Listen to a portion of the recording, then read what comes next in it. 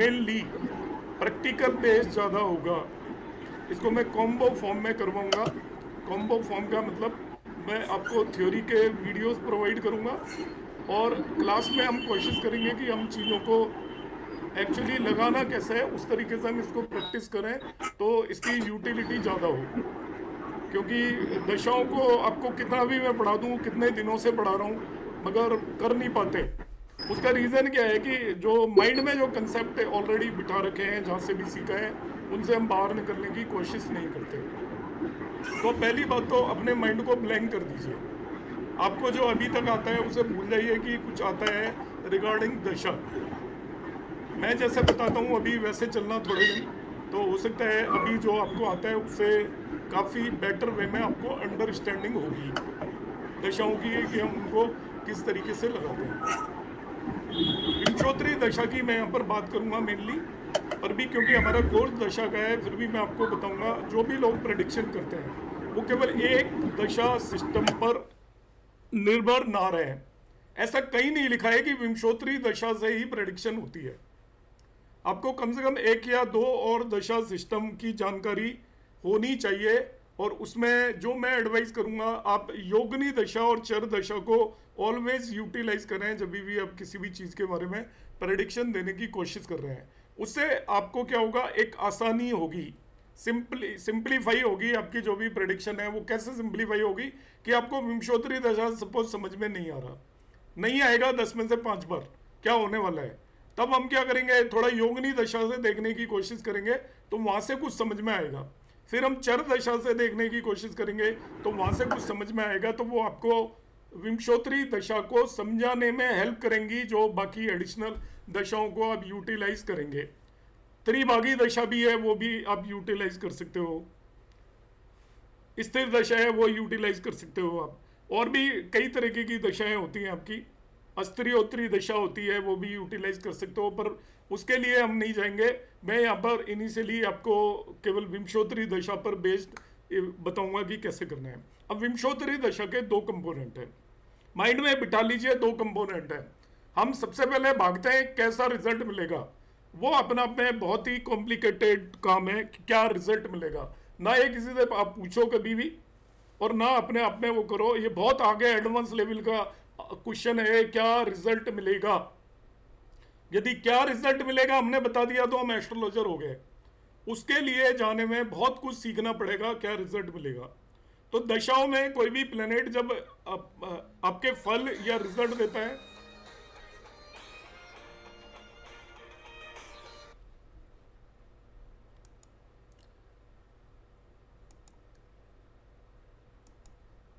अभी मैंने जब तक मैं बोल रहा हूँ तो म्यूट कर दिया है सभी को। और इसमें कोर्स में जनरली मैं म्यूट रखता हूँ, पर मैं दशा वाले कोर्स में म्यूट नहीं रखूंगा। So it is your responsibility, आप सभी लोगों की जिम्मेदारी है कि अपने अपने माइक्रोफोन म्यूट रखें। क्योंकि मैं एंड ऑफ द क्लास आपको एक वीडियो प्रोवाइड करूंगा जो आपने सुनना है, बार बार कई बार सुनना है। क्योंकि बीच बीच में मैं कई ऐसी बातें कहूँगा जो आपको कहीं लिखी हुई नहीं मिलेंगी, तो आपका वीडियो काम आएगा। तो आप थोड़ा अपना माइक्रोफोन वगैरह ऑफ रखें। अभी मैंने ऑफ कर दिया है क्योंकि शुरू की 5-10 मिनट 15 मिनट में आपकी वैसे ही लेने वाला हूँ, जिसमें मैं बताऊंगा मीनिंग क्या है। तो देखिए क्या होगा, दशा के दो कंपोनेंट होते हैं जब भी हम कोई भी रिजल्ट देखते हैं। पहला कंपोनेंट होता है कि आपको ये मालूम होना चाहिए कि किस पर्टिकुलर दशा में किन किन भावों के रिजल्ट मिलेंगे। पहला काम यह है, और वो बहुत आसान है। दूसरा काम है वो बहुत डिफिकल्ट है कि कैसे मिलेंगे।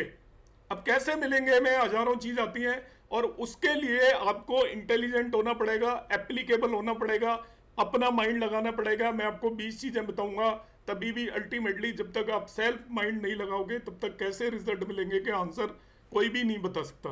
क्योंकि इतना सिंपल होता तो फिर हम एक कंप्यूटर में डाल देते और एआई के थ्रू आपको आसानी से दशाओं का इंटरप्रिटेशन हो जाता।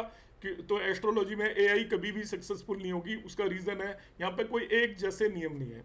एक ही प्लेनेट आपकी अलग अलग सिचुएशन में डिफरेंट टाइप के रिजल्ट देगा। तो जो हमारा पहला कंपोनेंट है जो आपको बहुत आसानी से आप सीख सकते हो और बहुत एक्यूरेटली आप बता सकते हो, वो सबसे पहले स्ट्रॉन्ग करिए कि आपका कौन से प्लेनेट की दशा है। उस दशा के अंदर आपको किन किन भावों के रिजल्ट मिलेंगे, या प्लेनेट अपनी दशा में कौन कौन से रिजल्ट देता है। ठीक है, तो इनिशियली मैं इस क्लास में आपसे, आप ही लोगों से स्टार्ट करूंगा। मैंने कहा इस क्लास में मैं पूरा कम्युनिकेटिव रखूंगा, इसको वन साइडेड नहीं रखूंगा। आप में से जो भी बताना चाहे, मैं एक चार्ट लगाऊंगा, आप में से कोई भी बताए कि कौन कौन से रिजल्ट एक प्लेनेट अपनी दशा में बेसिकली देता है, हम किस तरीके से देखते हैं और क्या क्या सीक्वेंस है, और ये सभी को आना चाहिए कि प्लेनेट कौन कौन से रिजल्ट देगा। That is the main thing. कैसे देगा वो बाद में हम देखेंगे, उसके बारे में बिल्कुल बात नहीं करनी है आपको पहली 3-4 क्लास तक, कि कैसे देगा ना मेरे से पूछना है। मेरे से तो कभी भी नहीं पूछना कि कैसे रिजल्ट देगा, इसका आंसर मैं कभी भी नहीं करूंगा। आप एंड ऑफ क्लास में जरूर पूछना उससे पहले, क्योंकि आप में से बहुत सारे लोग क्या करते हैं, एक वो मैसेज डाल देते हैं 5 में ये बैठा है, उसको ये देख रहा है, उसको वो देख रहा है, अब ये कैसे रिजल्ट देगा। ऐसे कभी भी प्रेडिक्शन नहीं होती। प्रेडिक्शन के लिए आपके पास सारी डिविजनल चार्ट अवेलेबल होनी चाहिए, पूरी कुंडली अवेलेबल होनी चाहिए, हर एक की डिग्रीज अवेलेबल होनी चाहिए। बगैर डिग्रीज के कुछ भी नहीं होता, क्योंकि बगैर डिग्रीज के ना आपको कंजंक्शन पता चलेगा, ना एस्पेक्ट पता चलेगा, ना उसकी स्ट्रेंथ पता चलेगी प्लेनेट की। तो कभी भी ना इस तरीके से आप किसी से भी क्वेश्चन पूछें, ना अपने आप से उसको इंटरप्रेट करने की कोशिश करें। तो अभी अब मैं यहाँ पर बताऊंगा, इनिशियली मैं आपका अनम्यूट कर दूंगा अभी, और आपसे मैं पूछूंगा, आप में से जो भी बताना चाहे वो अपना हैंड रेज करे। और आप में से कई लोगों ने मेरे कोर्सेज भी किए हुए हैं, पहले भी किए हुए हैं, छोटे या बड़े दशा के। तो मैं अभी एक वो चार्ट शेयर कर रहा हूँ, और उसमें आपको सिंपली ये भर बताना है कि कौन सा प्लेनेट कौन से रिजल्ट देगा।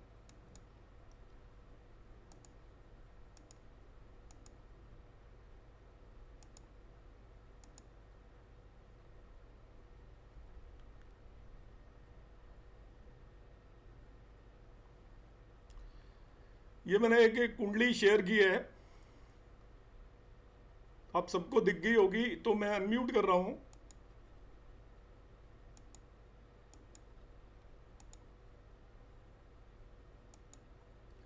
तो कुंडली से पहले ये आप में से बताइए आप कि हम रिजल्ट देखते कैसे हैं किसी भी प्लेनेट के। सपोज मरकरी की दशा चल रही है,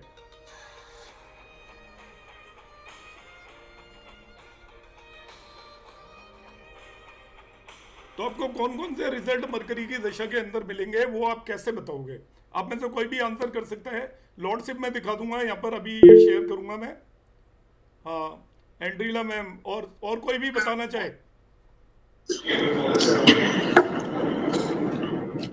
बोलूं मैं? मैडम बताइए, इस चार्ट के अंदर मरकरी के रिजल्ट, बाकी सब लोग सीखिए। मैं आज की क्लास में केवल ये इसी चीज के लिए क्लास है। जो अभी जो आंसर नहीं कर रहा है उनसे मैं पूछूंगा, आंसर करना पड़ेगा। बताइए मरकरी किस किसके रिजल्ट देगा, बाकी सब म्यूट कर लें। थर्ड हाउस का देगा, वो नहीं, सोर्स होगा, जो सो भी रिजल्ट हाँ, होगा सोर्स होगा थर्ड हाउस का। हाँ आप रुकिए। देखिए मैम ने कहा है कि जो जहां पर प्लेनेट बैठा होता है वो सोर्स होता है। ठीक है, आप सब लोग इसे नोट कर लें जो न्यू है। जहां पर प्लेनेट बैठा होता है वो सोर्स होता है रिजल्ट का। मतलब आपको जहां के भी रिजल्ट देगा, मगर वो सोर्स वो बनेगा जो जिस भाव के अंदर प्लेनेट बैठा हुआ है फर्स्टली। अब ये मरकरी ये सोर्स हुआ, मतलब तीसरे भाव, third house will be the source of result of the mercury. तो थर्ड हाउस का हाँ, आपको सिग्निफिकेशंस मालूम होने चाहिए। उसी के बेस पर आप बता पाएंगे कि मरकरी कौन से तरीके के रिजल्ट देगा, वो अभी मैं डिस्कस करूंगा। अब किन किन भावों के रिजल्ट देगा मैडम बताइए अब। सेवेंथ हाउस और कहाँ गया, और टेंथ हाउस का रिजल्ट देगा मेनली, क्योंकि उसके क्या बोलते हैं, राशि है सेवेंथ हाउस में और टेंथ हाउस में है, और एस्पेक्ट्स जहाँ होगा उसका मींस नहीं पूरा बताओ, आप एट्थ हाउस इसमें का देख भी। के बताओ, एक ऐसे मत बोलो। आप मुझे बताओ कि ये एस्पेक्ट कौन कर रहा है, कंजक्टेड कौन है, किन किन के रिजल्ट दे सकता है, या तो पहले स्टेप वाइज बताओ कि एक प्लेनेट। अच्छा अच्छा, तो सेवेंथ हाउस और टेंथ हाउस के रिजल्ट्स देगा, और एट्थ हाउस का भी रिजल्ट देगा, सन का भी रिजल्ट देगा, क्योंकि सन का भी कंजंक्शन है, तो एक मिनट, इसीलिए सन एक का मिनट भी रुक जाइए मैम, जरा एक मिनट रुक जाइए जरा।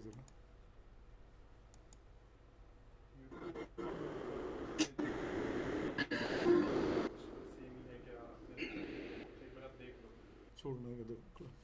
कुड बी गवर्नमेंट रिलेटेड हाँ जी मैम बोलिए। जॉब, एज एज हिसाब से देखना पड़ेगा। एज क्या होगा इनका, नहीं नहीं, इनका यंग एज ना, आप पहले यंग एज बताइए तो कि नहीं है। आप कोई भी प्लेनेट रिजल्ट इस कुंडली में हम देखना चाहते हैं तो क्या स्टेप्स हैं रिजल्ट देखने के, कौन कौन से रिजल्ट देखेगा देगा, वो आप स्टेप्स बताइए पहले।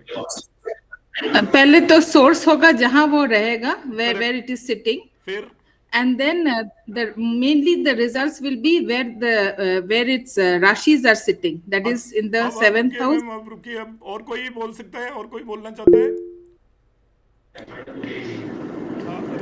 अमितेश जी, अमितेश जी आप वो रश्मि मैम आप बताइए हाँ सर। जी। सर प्लैनेट अपने नक्षत्र के भी रिजल्ट नहीं देगा। नहीं, आप विकास जी आप बताइए। नमस्ते गुरुजी। नमस्ते। गुरुजी, जब प्लैनेट का दशा आएगा पहले तो अपना नेचुरल कारकत्व का रिजल्ट देगा फर्स्ट। हाँ सेकेंड आएगा जो लॉर्डशिप का रिजल्ट देगा, जहां बेटा है उसका मतलब सोर्स बनेगा, वो सोर्स बनेगा। हाँ लॉर्डशिप का रिजल्ट देगा, जहां बेटा है वह सोर्स बनेगा सेकेंडरी। फिर उसके साथ युक्ति करने, युक्ति प्लैनेट का वो रिजल्ट देगा, और जहां देख रहा है उसको भी एक्टिव करेगा गुरुजी। चलो,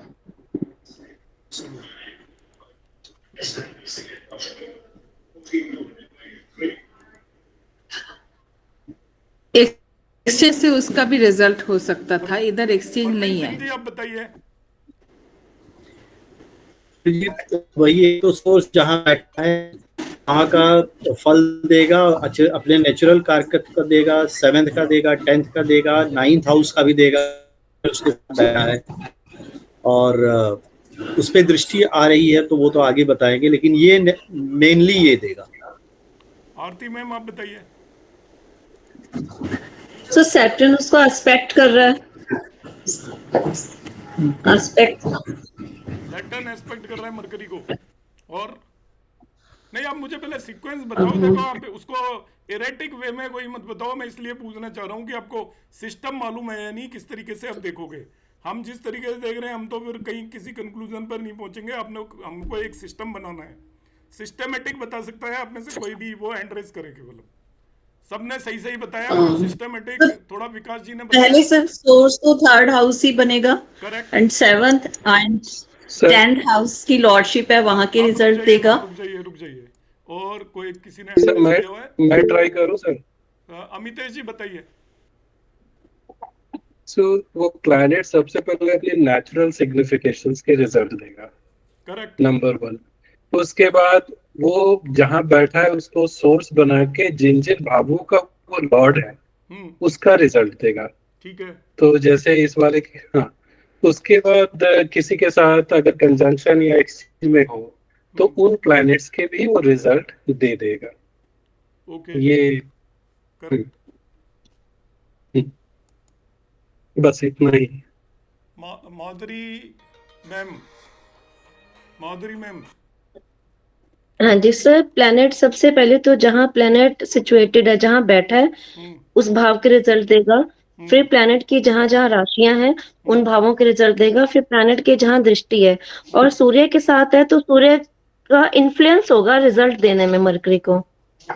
जब मरकरी का दशा आएगी तो सूर्य का इन्फ्लुएंस होगा, जैसे भी सूर्य कुंडली में है, जितना बलवान है या उस अकॉर्डिंग सूर्य के इन्फ्लुएंस में आके रिजल्ट देगा।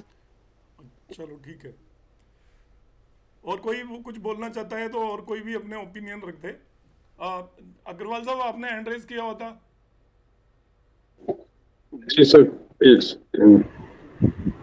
सर मैं कहना चाह रहा हूँ अधिकतर सभी लोगों ने सही बताया है। पहले सबसे पहले वो अपने कारकत्वों के रिजल्ट ही देगा, तो जहां बैठा है वो सोर्स के हिसाब से, और जो लॉर्डशिप्स है उसके रिजल्ट देगा। और जिनका आस्पेक्ट है इसमें, जैसे जुपिटर का भी है तो उससे भी इन्फ्लुएंस होगा, और सामने 9th हाउस के भी रिजल्ट देगा, 3rd के साथ साथ 7th और 10th हाउस के। ठीक है सर। अब देखिए आप लोगों ने सब में बताया है, आज के बाद जो आंसर करोगे मैं अब जो बता रहा हूँ उस हिसाब से आंसर करोगे। और इसे आप जैसे बोलते हैं ना गांठ बांधना, आप इसे सिंपली वे में गांठ बांध लीजिए। एरेटिक वे में नहीं बताना है, हम कुछ का कुछ बता रहे हैं, कुछ का कुछ बता रहे हैं। आपको बिल्कुल सीक्वेंस भी मैं जैसे बताऊंगा वैसे ध्यान रखनी है। और ये जो चीज़ें मैं बता रहा हूँ ये बड़ी रेयर है, आपको ज़्यादातर लोगों को नहीं पता होंगी। अपने टीचर से भी जाके पूछोगे तो वो भी इस सीक्वेंस में नहीं बताएगा, मगर ये बहुत ही वैसी सीक्वेंस है, इसको आप अच्छे से ध्यान रखिएगा। ये अर्लियर मैंने भी कोर्स में बताया था, मगर यहाँ पर अर्लियर मत मान के चलना इसको, मैं आगे इसको एक्सटेंड करूँगा किस तरीके से यूटिलाइज करना है। हमारे कोर्स का नाम है how to find accurate result using Vimshottari dasha system, innovative दशा इंटरप्रिटेशन। मैंने इसको नाम दिया है क्योंकि मैंने इसको डेवलप किया है खुद इस मेथड को, ठीक है। अब इसमें क्या है, हाउ दशा लॉर्ड डिलीवर्स रिजल्ट, इसको आप ध्यान रखिएगा कि दशा लॉर्ड रिजल्ट कैसे डिलीवर करता है। तो उसमें जो रिजल्ट डिलीवर करता है उसका पहला सबसे इंपॉर्टेंट पॉइंट है, आपको यही सीक्वेंस याद रखनी है, इसको बदलना नहीं है, बिल्कुल भी इसमें चेंज नहीं करना है। इसे आप चाहे रट लीजिए चाहे लिख लीजिए। The significations of the bhava occupied by the dasha lord in D1 chart becomes the source of an event। जहां पर भी प्लेनेट बैठा हुआ है, जिस भाव में बैठा हुआ है, वो इस इवेंट का सोर्स बनेगा। अब सोर्स को मैं समझाऊंगा, उसको समझने में टाइम लगता है कि जहां पर बैठा है वो इवेंट्स का सोर्स बनेगा। अब वो रिजल्ट कैसे देगा, the following type of event may take place during the MD of planet in the decreasing order. मैंने यहाँ पे डिक्रीजिंग ऑर्डर भी लिखा है। डिक्रीजिंग ऑर्डर का मतलब है सबसे स्ट्रॉन्ग रिजल्ट कहाँ से देगा, उससे कम कहाँ से देगा, उससे कम और कहाँ से देगा। तो जिस भाव में बैठा है वो बनेगा सोर्स ऑफ द इवेंट। मतलब क्या रिजल्ट मिलने हैं वो उस भाव के अधीन आकर वो देगा।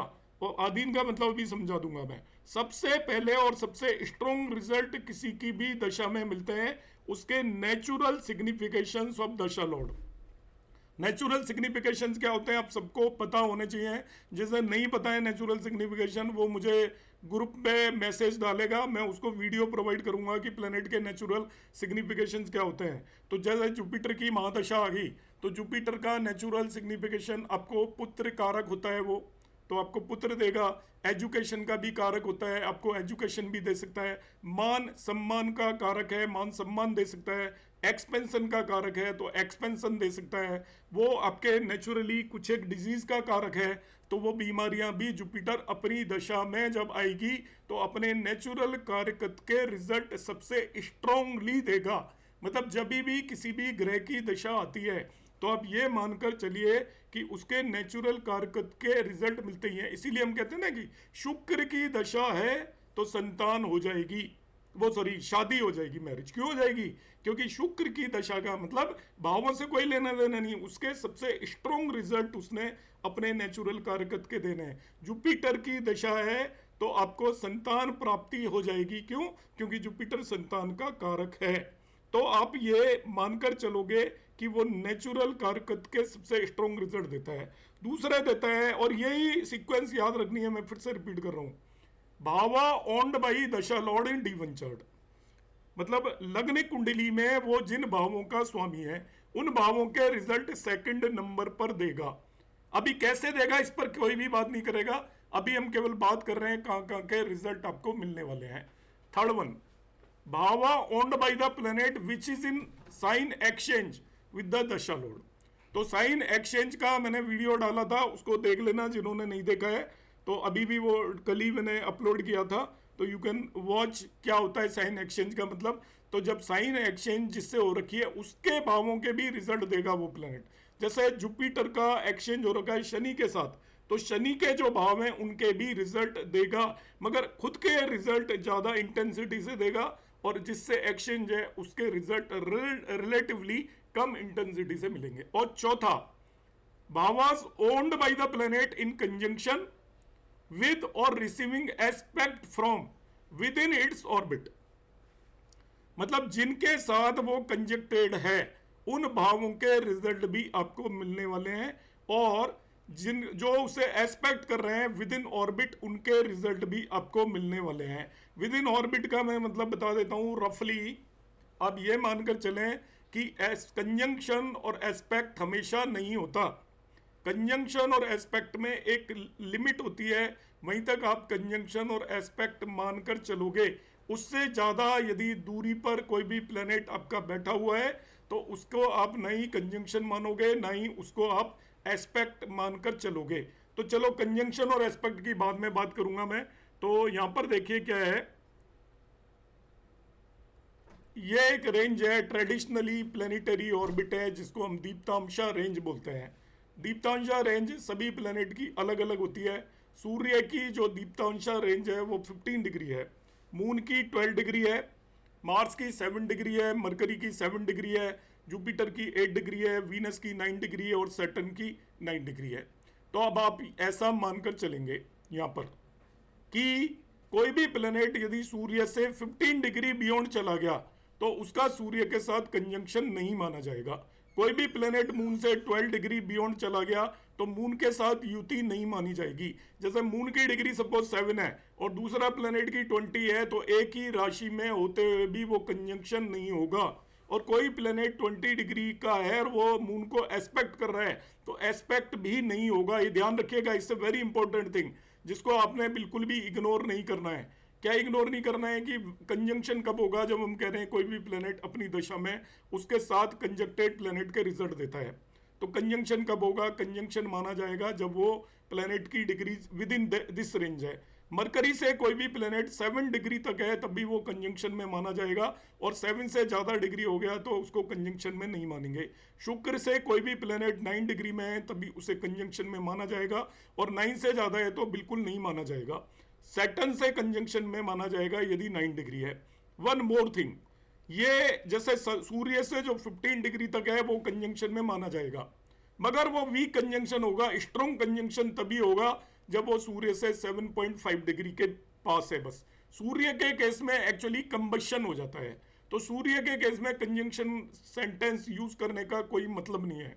इसी तरीके से मून से 12 डिग्री तक तो आप कंजंक्शन मानकर चलोगे, मगर स्ट्रॉन्ग कंजंक्शन मून से तभी माना जाएगा जब प्लेनेट 6 डिग्री है उससे। 6 डिग्री आगे या पीछे, सपोज मून आपका 15 डिग्री पर है और वो दूसरा प्लेनेट 21 डिग्री पर है या 9 डिग्री पर है, तभी वो ज्यादा रिजल्ट कंजंक्शन के दे पाएगा। उससे ज्यादा है तो वो कंजंक्शन तो माना जाएगा मगर वो बहुत ज्यादा इन्फ्लुएंशियल नहीं होगा। 12 डिग्री तक कंजंक्शन मान सकते हो आप, मगर 12 के बियॉन्ड होते ही वो कंजंक्शन खत्म हो जाएगा। तो इन सभी डिग्रीज को आप रफली याद रख लीजिए, याद नहीं भी होगी तो आप ये मान के चलिए कि 10 डिग्री से ज्यादा का डिफरेंस है रफली, तो कंजंक्शन नहीं होगा। और 5 डिग्री तक का डिफरेंस है तो कंजंक्शन बहुत स्ट्रॉन्ग होगा।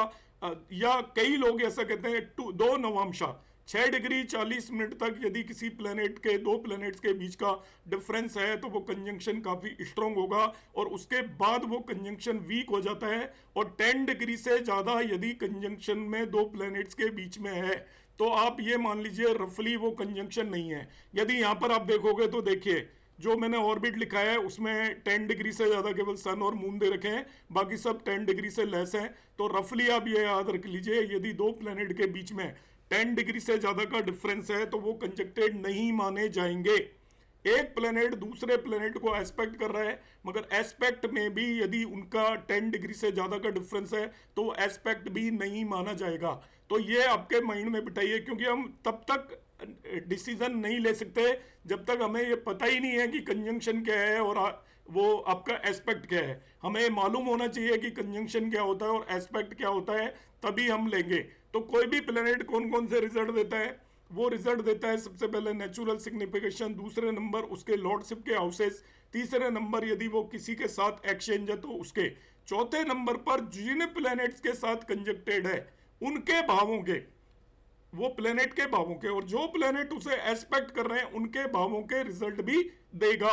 अब देखिए इसको हम प्रैक्टिकली लगाते हैं, तो मैं एक कुंडली में आपको समझाऊंगा।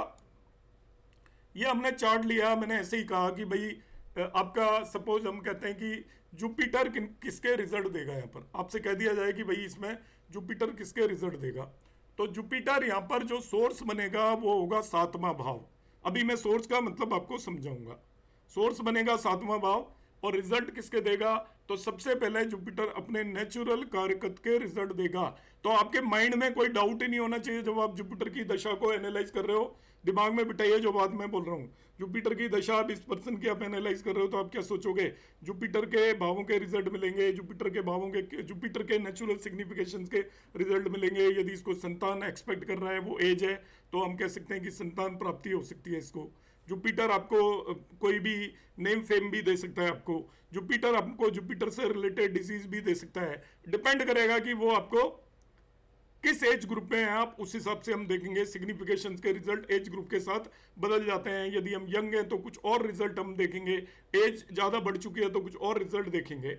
अब ये किन किन भावों के रिजल्ट देगा, आपको ये चीजें बिल्कुल क्लियर होनी चाहिए। तो ये रिजल्ट देगा जुपिटर, इसकी लॉर्डशिप लग्न और चौथे भाव के।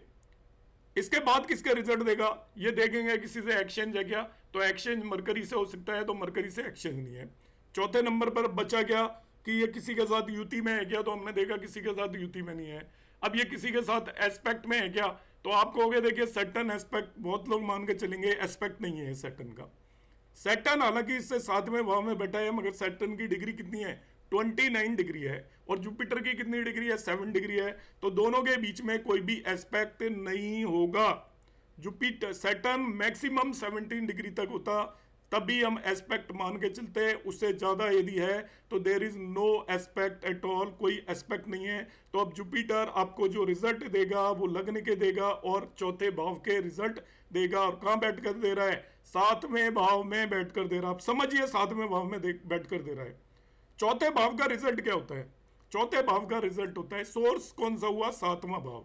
हैप्पीनेस मिलेगी कहां से, 7वें भाव से, मतलब उसको खुशियां मिलेंगी, घर के अंदर खुशियां होंगी कहां से, 7वें भाव से। अब 7वां भाव कौन है, स्पाउस का। 7वां भाव कौन है, आपका पार्टनर का। 7वां भाव किसका है, नेम फेम का। 7वां भाव किसका है, प्रमोशन का। अब उस देश काल पात्र के हिसाब से उस व्यक्ति को देखेंगे और उस व्यक्ति को हम पकड़ेंगे वो किस स्टेज में है, आपके पास कौन सी वो विनती लेकर आया है, कौन सी रिक्वेस्ट लेकर आया है, कौन सी क्वेरीज लेकर आया है। उस हिसाब से हम इंटरप्रेट करेंगे कि भाई साहब आपकी जुपिटर की दशा चल रही है, आपको खुशियां मिलेंगी, क्योंकि चौथे भाव के रिजल्ट जुपिटर ने देने हैं। अब खुशियां किसके थ्रू मिलेंगी, आपको स्पाउस के थ्रू मिल सकती है, हैप्पीनेस मिलेगी। अब स्पाउस के थ्रू आपको हैप्पीनेस मिलेगी। इसी तरीके से हम कहेंगे कि आपको हो सकता है आपका प्रमोशन हो, उससे खुशियां मिलेंगी। हो सकता है प्रॉपर्टी मिले आपको, चौथे भाव के रिजल्ट है। आप मकान खरीदो, आप कार खरीदो, कोई भी चीज खरीद सकते हो। और वो किस तरीके से खरीदनी है, आपने पार्टनरशिप के थ्रू, आपके बिजनेस के थ्रू। 7वां हाउस एक्चुअली रिटेल बिजनेस का भी होता है। हो सकता है बिजनेस की वजह से आपको मकान खरीदना पड़े। आपको ये चीज स्पष्ट होनी चाहिए सोर्स का क्या मतलब है, क्योंकि सोर्स में ज्यादातर लोग गड़बड़ा जाते हैं। ये तो बता देंगे कि रिजल्ट, और यहां पर क्या मानकर चलते हैं कि जुपिटर 7वें भाव के रिजल्ट देगा, ये सब कहेंगे। आपने यही सुना होगा कि जुपिटर 7वें भाव में बैठा है तो मैं 7वें भाव के रिजल्ट देगा। मैं इसको मॉडिफाई करके आपको बता रहा हूं। मैं ये कह रहा हूं कि वो 7वें भाव के रिजल्ट नहीं देगा, 7th house will be the source. वो जितने भी रिजल्ट देगा सभी का सोर्स 7वां भाव होगा। जैसे इसके लॉर्डशिप के रिजल्ट दे रहा है चौथे भाव के, तो चौथे भाव का मतलब हैप्पीनेस, प्रॉपर्टी, जो भी बोलना चाहो, XYZ, सभी का सोर्स कौन सा बनेगा, 7वां भाव। तो 7वें भाव की वजह से, सोर्स का मतलब वजह, रीजन, तो उसकी हैप्पीनेस का रीजन 7वां भाव होगा, उसकी प्रॉपर्टी का रीजन 7वां भाव होगा, व्हीकल का रीजन 7वां भाव होगा, मदर से कनेक्टिविटी भी हो सकती है, 7वां भाव होगा। स्पाउस जो होगा ये सारे काम करवा सकता है। स्पाउस उसको वैसे भी हैप्पीनेस दे सकता है, मदर को भी हैप्पी कर सकता है। स्पाउस की वजह से उसको कार भी मिल सकती है, मकान भी मिल सकता है।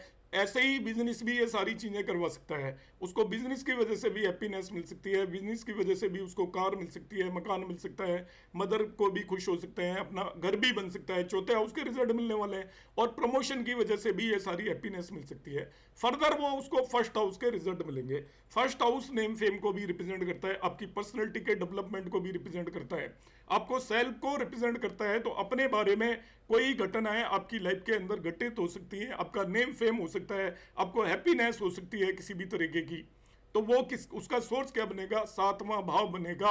अब यहां पर जुपिटर की दशा आपसे पूछी जाए, अब कैसे मिलेंगे, ये वर्ड मैं अभी नहीं बोल रहा हूं कैसे मिलेंगे, मगर रिजल्ट कौन से भाव के मिलेंगे, कौन सा भाव सोर्स होगा, इन दो क्वेश्चनों का आंसर आपके माइंड के अंदर बिल्कुल क्लियर होना चाहिए, जैसे मैंने यहां पर अभी जुपिटर को बताया। अब मैं जुपिटर को हटा देता हूं और प्लेनेट लेता हूं। मैं एक पूरी कुंडली को आपने एनालाइज करना है, सभी के लिए होमवर्क है। जैसे मैं समझा रहा हूं एग्जैक्टली वैसे करना है आपको। आप सभी के लिए होमवर्क है, आप 10 कुंडलियों को एनालाइज करोगे, आप किसी भी और एस्ट्रोलॉजर से जो आसपास में जब पढ़ाते हैं लिखाते हैं उनसे बेटर इंटरप्रिटेशन इसका कर पाओगे। आपको खुद समझ में आने लग जाएगा कि आप बेटर हो चुके हो आज ही की क्लास में। कैसे, देखिए अब मैं मरकरी की बात कर रहा था, तो सबसे पहले हम उठेंगे मरकरी कौन से रिजल्ट देगा, या शनि सैटर्न कौन से रिजल्ट देगा। सैटर्न को पकड़ लेते हैं अभी हम। तो यहां पर हम देखते हैं कि सैटर्न को आपने पकड़ा तो कहां पर बैठा हुआ है, लग्न, तो लग्न में बैठकर रिजल्ट देगा। अब सैटर्न को हम देखते हैं कि भाई किन किन भावों का स्वामी है, तो सैटर्न आपका भावों का स्वामी हो गया। एक एक प्लैनेट को इंटरप्रेट करते हैं, देखिए दूसरे और तीसरे भाव का।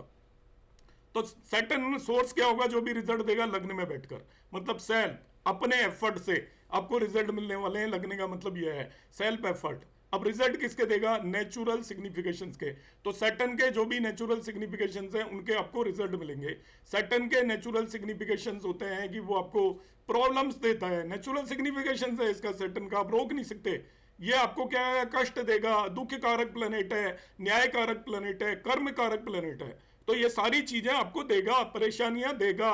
और सोर्स कौन बनेगा, सेल्फ। अपनी वजह से आपको परेशानियां मिलेंगी या अपने आप को परेशानियां मिलेंगी, आपकी बॉडी को परेशानियां मिलेंगी। तो शनि इन चीजों का नेचुरल कारक है। तो शनि जिन भी चीजों का नेचुरल कारक है, नौकरी का भी कारक शनि होता है, आपका प्रॉब्लम्स का भी होता है, धर्म का कारक भी होता है, डिसिप्लिन का कारक भी होता है। तो ये सारी चीजें आप अपने आप में लोगे।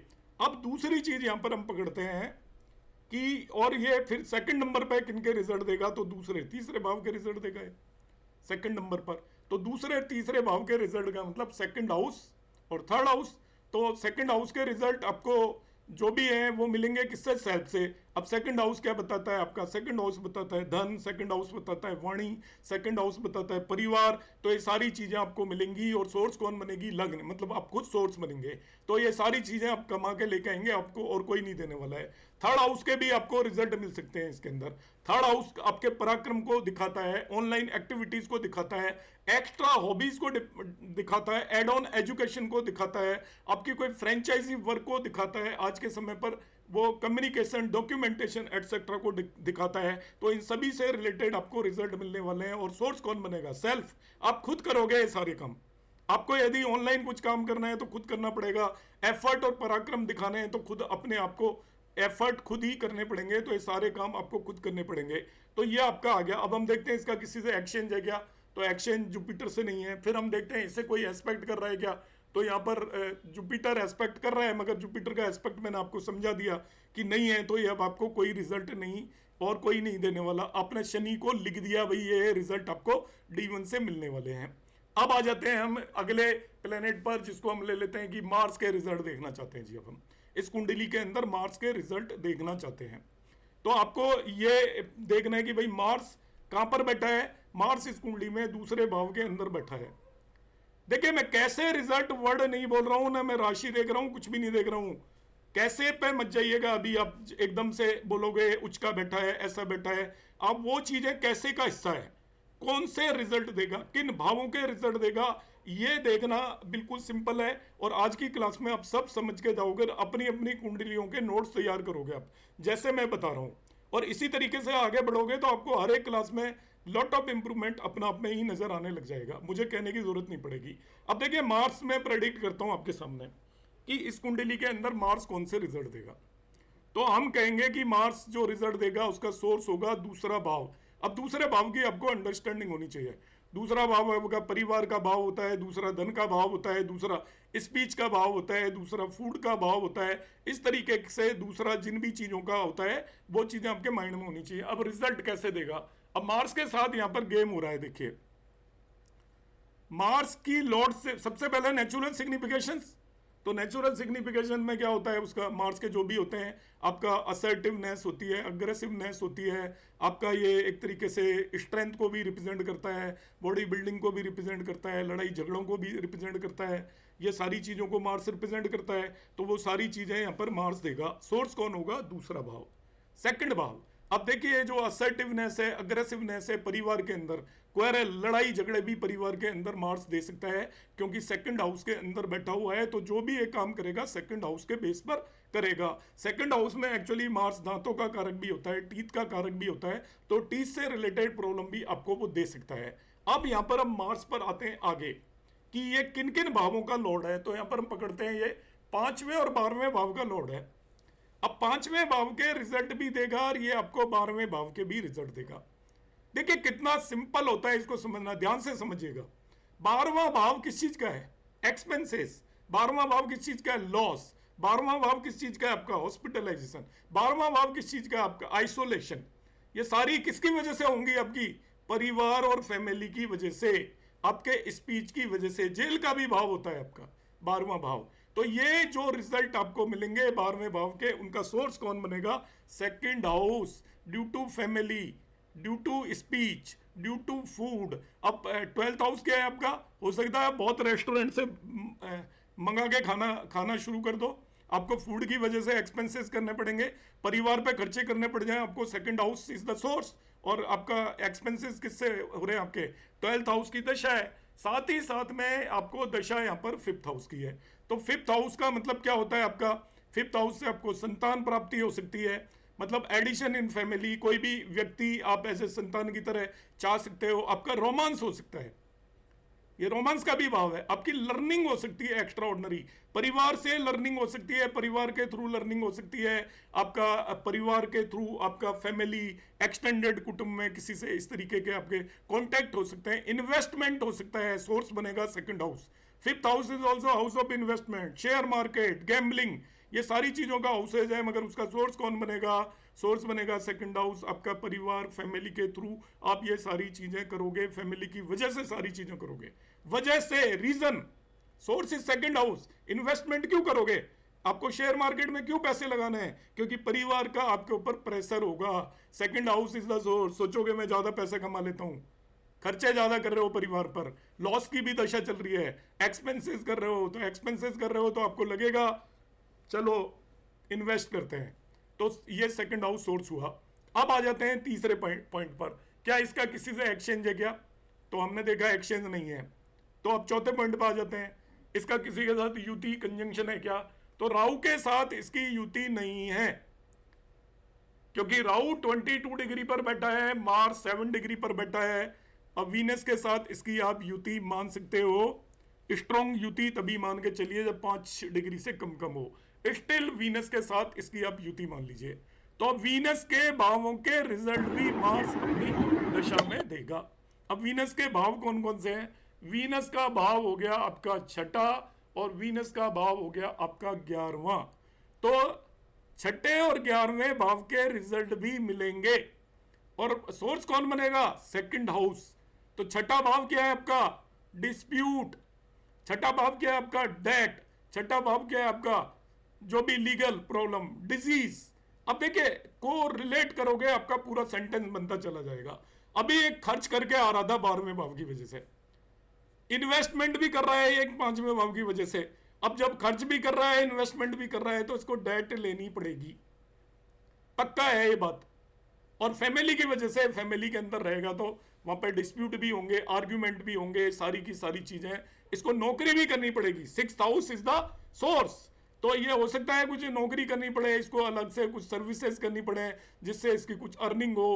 कोई डॉग भी पाल सकता है ये आपका, कोई भी एज पेट भी रख सकता है जब इसकी दशा आएगी। तो 6th हाउस पेट को भी रिप्रेजेंट करता है। और उसका सोर्स कौन बनेगा? परिवार, family. Second house will be the source of that. खाना पीना भी हो सकता है, स्पीच भी हो सकती है, डिस्प्यूट का कारण स्पीच भी हो सकती है, हार्श बोलता हो, किसी से लड़ाई हो जाए, झगड़ा हो जाए, वो चीज हो सकती है। और 11th हाउस, 11th हाउस होता है आपका विश फुलफिलमेंट होता है। 11th हाउस आपका सोशल सर्किल होता है। 11th हाउस आपका मेनली फ्रेंड्स वगैरह होते हैं, तो इसको फ्रेंड्स वगैरह मिलेंगे, सोशल सर्किल भी बढ़ेगा। और उसका भी सोर्स कौन होगा? आपका सेकंड हाउस होगा। तो ये आपको रिजल्ट देगा शुक्र के। अब ये मत समझना शुक्र के नेचुरल कारकत के रिजल्ट नहीं देगा, मैं पहले से क्लियर कर देता हूं। शुक्र के भावों के जिस प्लेनेट के साथ युति में, उसके भावों के रिजल्ट देगा, ये माइंड के अंदर बिठा लीजिए। अब और देखते हैं आगे, इसको कोई एस्पेक्ट कर रहा है क्या? तो यहां पर हम डालते हैं जुपिटर एस्पेक्ट नहीं कर रहा, सैटर्न एस्पेक्ट नहीं कर रहा, और बाकी तो कोई एस्पेक्ट होने का मतलब ही नहीं बनता। राहु केतु का एस्पेक्ट नहीं होता है। तो अब देखिए हमने आपके सामने मार्स को पूरी तरीके से एनालाइज किया है, मार्स को एनालाइज कर दिया। अभी आप में से यदि कोई, मैं बीच में रुक रहा हूं, और भी प्लेनेट को मैं करूंगा, आपके कोई क्वेश्चन अराइज हुए हो माइंड में तो वो आप रेज कर सकते हैं क्वेश्चंस, यदि किसी को कुछ पूछना हो या सबको क्रिस्टल क्लियर हो गया हो तो ठीक है, क्योंकि हम आगे नहीं बढ़ेंगे जब तक आप लोग कहोगे कि भाई मुझे कुछ डाउट है। जी अनंत लक्ष्मी मैम बोलिए। अभी आपने जो कहा Venus is conjunct with it, so it will give the results of that house also, but Venus significance need not be considered, right? Yes Right? Yes yes हाँ, and now that Venus अभी Mars का aspects will be checking, right? which are the houses that Mars is aspecting, वो भी देखना है, right? नहीं वो नहीं देखेंगे, वो नहीं देखेंगे, okay. Only which planet is aspecting Mars, वो देखना है. Yes yes Okay. Patel ji. So that means only the planet that aspects the Dasha Lord we'll have to check, not whether. नमस्कार sir. Right. Thank you, sir. जी नमस्कार जी विवेक जी। जी sir, मैं ये बोल रहा था कि जैसे एक ही मतलब एक ऑर्ब के अंदर या दो नवांश के अंदर 3-4 प्लैनेट्स की होती है, मतलब जिसकी दशा चल रही सर, तो सर वो किसके पे रिजल्ट देगा? बारी बारी से देगा कि जिससे ज्यादा कंजंक्ट होगा इसके देगा, कि जिसकी फ्रेंडशिप ज्यादा रहेगी उसके देगा? अभी ये मानिए वो सभी के देगा, कोई फ्रेंडशिप से मतलब नहीं है, वो सभी भावों के रिजल्ट देगा। तो जितने से कंजक्ट है सभी के दे देगा? डेफिनेटली 4 से कंजक्ट है विद इन ऑर्बिट, तो वो चारों के रिजल्ट देगा। जी जी जी, थैंक यू सर। प्लेनेट जो भी प्लेनेट उसे एस्पेक्ट कर रहे हैं, जो भी प्लेनेट उसके साथ कंजक्टेड है, उन सभी के भावों के रिजल्ट देगा वो अपनी दशा और अंतर्दशा में। आपकी लाइफ के अंदर सभी भावों के रिजल्ट लगातार मिलते रहते हैं, इसलिए कभी भी ये मत चौंकिए कि ये इतने भावों के देगा। आपकी जो लाइफ होती है पहले उसको जनरलाइज करिए। हम क्या सोचते हैं ये जो बहुत बड़े रिजल्ट थोड़ी होते हैं हमारी लाइफ में, होता ही है, कोई इवेंट नहीं होता कई बार सालों तक, जैसे वैसी चल रही होती है, मगर छोटी मोटी घटनाएं घटित होती रहती हैं। कभी हम बीमार हो गए, किसी दिन ज्यादा खुश हो गए, किसी दिन कोई घर में गेस्ट आ गया, किसी दिन हम कहीं घूमने चले गए, तो इसी तरीके की तो इवेंट होते हैं। मेजर इवेंट तो लाइफ में कभी कभार होते हैं, तो आपको सेम टाइम पर मल्टीपल रिजल्ट मिल रहे होते हैं। एक दिन में यदि आप अपनी घटनाओं को एक नोटबुक पर लिख लोगे तो आपको लगेगा सारे 12 हाउसेस के रिजल्ट आपको हर दिन मिलते हैं, मगर जिस प्लेनेट की दशा वगैरह चल रही होती है उसके रिजल्ट आपको प्रीडोमिनेंटली मिलते हैं, औरों के कंपैरिजन में थोड़ा हायर लेवल पर मिलते हैं थ्रू आउट।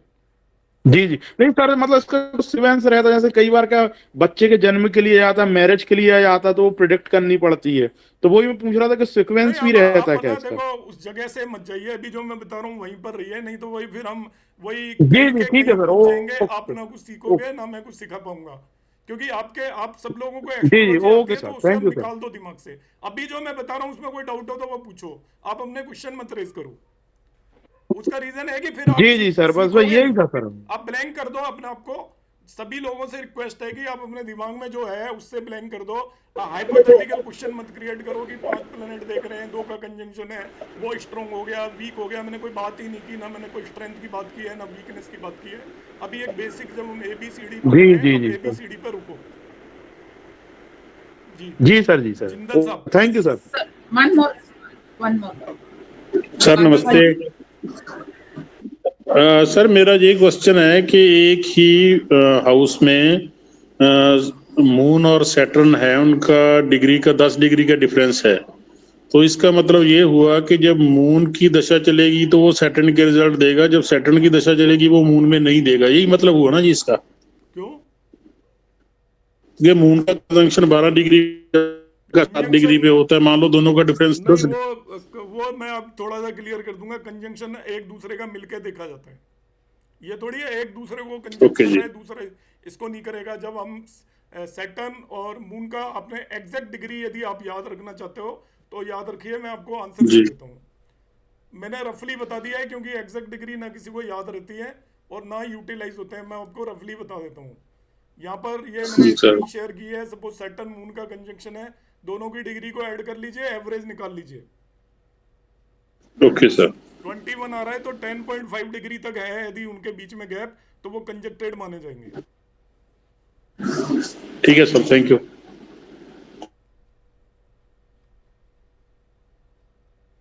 सर एक और सवाल पूछूं? जी मैम। अभी जैसे Mars is placed in the second house, right? And it will give the result of 12th and it is the 5th lord and the 12th lord. So suppose that person is investing in shares or whatever, so he can incur losses also, right? Because of the 12th house involvement. हाँ 12th house का result मिलेंगे, तो 12th के कुछ भी result मिल सकते हैं, क्या मिलेंगे वो अभी मैं नहीं बताऊंगा। ओके, अभी आप केवल ठीक। इतना फोकस करो किन किन भावों के रिजल्ट मिलेंगे, ओके, क्या होंगे वो अभी हम ओके। डिस्कस नहीं करेंगे, उसके लिए बहुत कुछ चाहिए। जी धर्मेश जी। नमस्कार सर। जी नमस्कार। सर जो दशानाथ जो काल पुरुष की कुंडली में जिन भावों का स्वामी है उन भावों के फल भी मिलेंगे? नहीं, उनका कोई काल पुरुष की कुंडली का कोई रोल नहीं होता, ऐसे तो वो फिर पूरी कुंडली ठीक। के रिजल्ट दे देगा। काल पुरुष की कुंडली का कोई रोल नहीं होता, वो एक अलग कंसेप्ट है, वो आप संडे को मेरी क्लास में आना, वो मैं समझाऊंगा आपको। काल पुरुष की कुंडली में जो लोग यूटिलाइज करते हैं वो उसका मतलब कुछ और होता है कि हम जो ओवरऑल प्लैनेट्स की नेचर बिहेवियर वगैरह सीखते हैं वो काल पुरुष की कुंडली के बेस पर सीखते हैं, मगर आपको एक लगी लगाई कुंडली में आपको काल पुरुष की कुंडली यूटिलाइज करने की जरूरत नहीं होती। जब हम कहते हैं ना कि मार्स इन चीज़ों का कारक है और मार्स ये स्ट्रेंथ देता है, ये देता है, वो देता है, वो सारी चीज़ें काल पुरुष की कुंडली के बेस पे हम पकड़ के लेके आए हुए हैं। और मगर आपकी किसी की एक जन्म कुंडली आपके पास रखी हुई है तो काल पुरुष की कुंडली के भावों के कोई भी प्लेनेट रिजल्ट नहीं देता। ठीक सर। जी वंदना मैम। सर प्रणाम। जी प्रणाम। सर राहु केतु की अगर दशा आ जाए तो फिर उनके डिस्पोजिटर लिए जाएंगे? अभी बताऊंगा राहु केतु का, इसके जस्ट बाद बताऊंगा, मैंने बताया नहीं अभी। ठीक जी ठीक। हेमा मैम। नमस्ते सर। सर मैं ये कह रही थी, ये जो कुंडली लगी हुई है इसमें लग्नेश गुरु है, वो 7th हाउस में है और वो बिल्कुल लगन से डिग्री क्लोज है, 7 डिग्री का वो भी है, लगन भी 7 डिग्री के आसपास है। तो ये लगन के फल देगा, मतलब सेल्फ के फल देगा मतलब ज्यादा फल? क्योंकि लगन पे इसकी लगन के फल कोई मतलब फर्स्ट हाउस के होते हैं, वो तो रिजल्ट यदि फर्स्ट हाउस को कोई प्लेनेट एस्पेक्ट कर रहा है तो फर्स्ट हाउस के रिजल्ट यहाँ पर हम जो मान के चलेंगे, हम ये मान के चलेंगे उसे जो प्लेनेट एस्पेक्ट कर रहा है, अभी जो मैं बता रहा हूँ उसमें वो जिसे एस्पेक्ट कर रहा है उन भावों के रिजल्ट नहीं देगा, उसे जो प्लेनेट एस्पेक्ट कर रहे हैं उसके भावों के रिजल्ट देगा मेनली। अच्छा, उसे जो देख रहे हैं तो उसको तो शनि नहीं देख रहा है। हाँ, शनि बहुत दूर है, लेकिन वो हाँ, लेकिन लग्नेश लगन को डिग्री क्लोज देख रहा है। हाँ, वो डिग्री क्लोज का मतलब ये हो गया कि वो जो ये जुपिटर की दशा आएगी तो आपको टाइप ऑफ रिजल्ट बहुत स्ट्रॉन्ग मिलेंगे। हाँ, दशा के अंदर क्योंकि बिल्कुल डिग्री क्लोज है, भाव मध्य के क्लोज हो गया तो ये बहुत स्ट्रॉन्ग रिजल्ट देगा।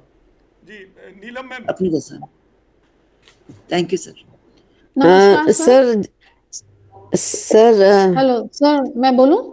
नीलम भारद्वाज मैम ने एड्रेस किया हुआ है। हाँ जी हाँ सर, मैं ही बोल रही हूँ सर, मैं बोलूं? हाँ जी जी जी।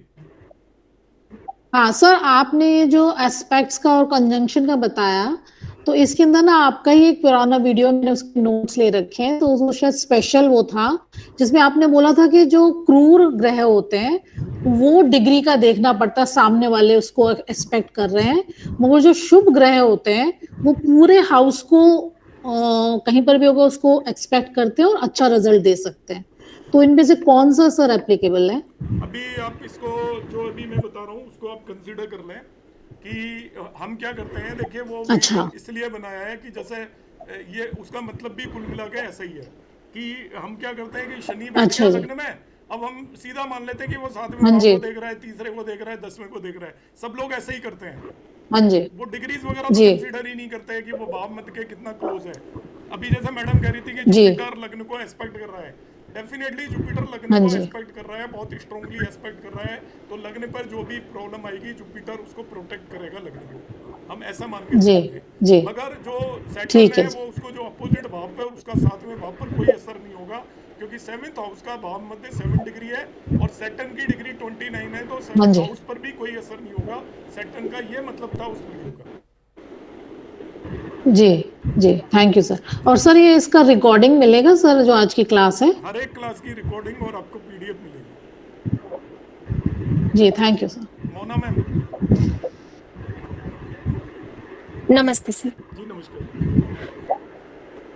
सर जैसे आपने बताया कि जैसे डिग्री एवरेज लेंगे तो अगर वो एवरेज के नियर बाय आता है तो कंजक्शन है, अदरवाइज कंजक्शन नहीं, हम ये मानेंगे। बिल्कुल बिल्कुल।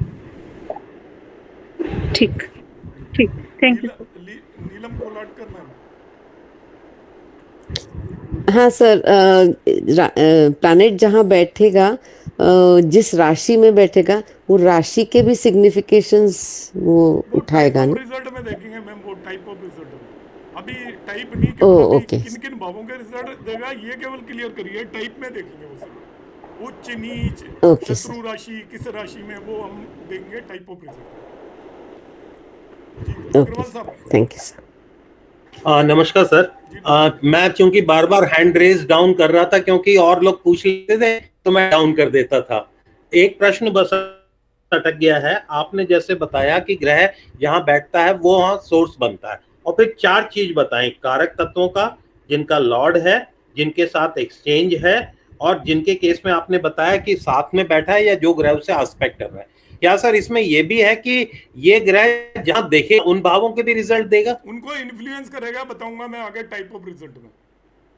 अच्छा ठीक है सर, मतलब बस अभी इसीलिए मैं पूछना चाह रहा था। क्या जिन भावों को प्लेनेट देखता है उन भावों पर असर डालता है, इन्फ्लुएंस करता है। तो अब जैसे आपका जैसे सैटर्न जुपिटर को देख रहा है, जुपिटर की दशा है, तो सैटर्न जुपिटर को इन्फ्लुएंस करके आपसे अपने भावों के रिजल्ट ले लेगा सैटर्न से। तो इस तरीके से हम मानेंगे उसको, तो वो भी हम डिस्कस एक बार फिर से बता दीजिए सर, क्या कहा ये? सैटर्न सपोज जुपिटर को एस्पेक्ट कर रहा है, ठीक है, दशा चल रही है, तो उसको वो इन्फ्लुएंस कर रहा है जुपिटर को अपने वे में जी, अपने तरीके से, तो उसके सैटर्न के भावों के रिजल्ट भी हमें मिलेंगे। अच्छा, इसलिए रिजल्ट मिलेंगे उसके। हालांकि वो हमने बहुत वीकर लेवल पर लेके आए हैं। देखिए सर, कंजंक्शन और एस्पेक्ट के रिजल्ट को 4थे नंबर पे लिखा है हमने लिस्ट में, और सबसे स्ट्रॉन्ग मिलेंगे उसके नेचुरल सिग्निफिकेशंस के 2रे नंबर पर रिजल्ट मिलेंगे। यदि म्यूट कर लें प्लीज, सबसे रिक्वेस्ट है, जो नहीं बोल रहे हैं वो म्यूट करके रखें। तो देखिए सबसे पहला जो रिजल्ट मिलेंगे वो नेचुरल सिग्निफिकेशन के, और सेकंड वन रिजल्ट मिलेंगे वो अपने भावों के मिलेंगे। बाकी तो फिर सर वीकर लेवल पर आगे जो भी रिजल्ट है तो वो ऐसे नहीं होंगे, डोमिनेंट नहीं होंगे रिजल्ट, बहुत ज़्यादा अपीयर नहीं होंगे, कम अपीयर होंगे। तो उन रिजल्ट को हम वीकर लेवल पे मानेंगे। कंजंक्शन के रिजल्ट भी वीक मिलेंगे, एस्पेक्ट के रिजल्ट भी वीक मिलेंगे, वो उतने स्ट्रॉन्ग रिजल्ट नहीं मिलेंगे। ऐसा होगा जैसे कि हम कोई चीज़ अचीव करने जा रहे हैं, एक होता है आपको मनी गेन होने वाली है, तो मनी 10 रुपये भी है, मनी 100 रुपये भी है, मनी 1 करोड़ रुपये भी है, आपको कितनी गेन होगी। तो जो एस्पेक्ट और कंजंक्शन के केस में जो रिजल्ट है वो माइल्ड मिलेंगे, बहुत स्ट्रॉन्ग नहीं मिलेंगे।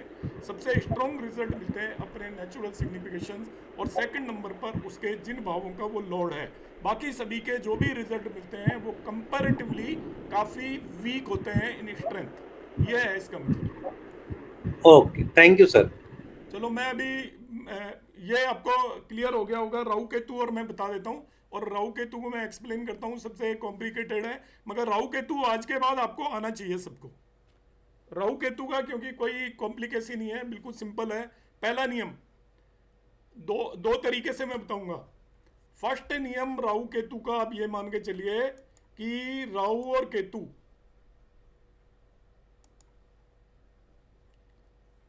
अपने ही सिग्निफिकेशंस के रिजल्ट देते हैं। बस एक थ्योरी है कि राहु केतु केवल खुद के सिग्निफिकेशंस के रिजल्ट देते हैं, बाकी सब जो बातें हैं वो सही नहीं है। ऐसी एक थ्योरी है कि राहु और केतु की जब दशा आएगी तो हम एस्ट्रोलॉजर भी, जो भी पर्सन हमारे पास आता है उसे हम डराते हैं। राहु केतु हमारे पास बहुत तगड़ा हथियार है, शनि, ये 2 हथियार है हमारे पास। AK-47 जो भी आएगा उसको कह देंगे राहु की दशा चल रही है तेरी, भाई मर जाएगा तू। तो वो रीजन क्या है कि राहु जो रिजल्ट देता है वो अपने नेचुरल सिग्निफिकेशंस के ही रिजल्ट देता है, बाकी कोई रिजल्ट नहीं देता।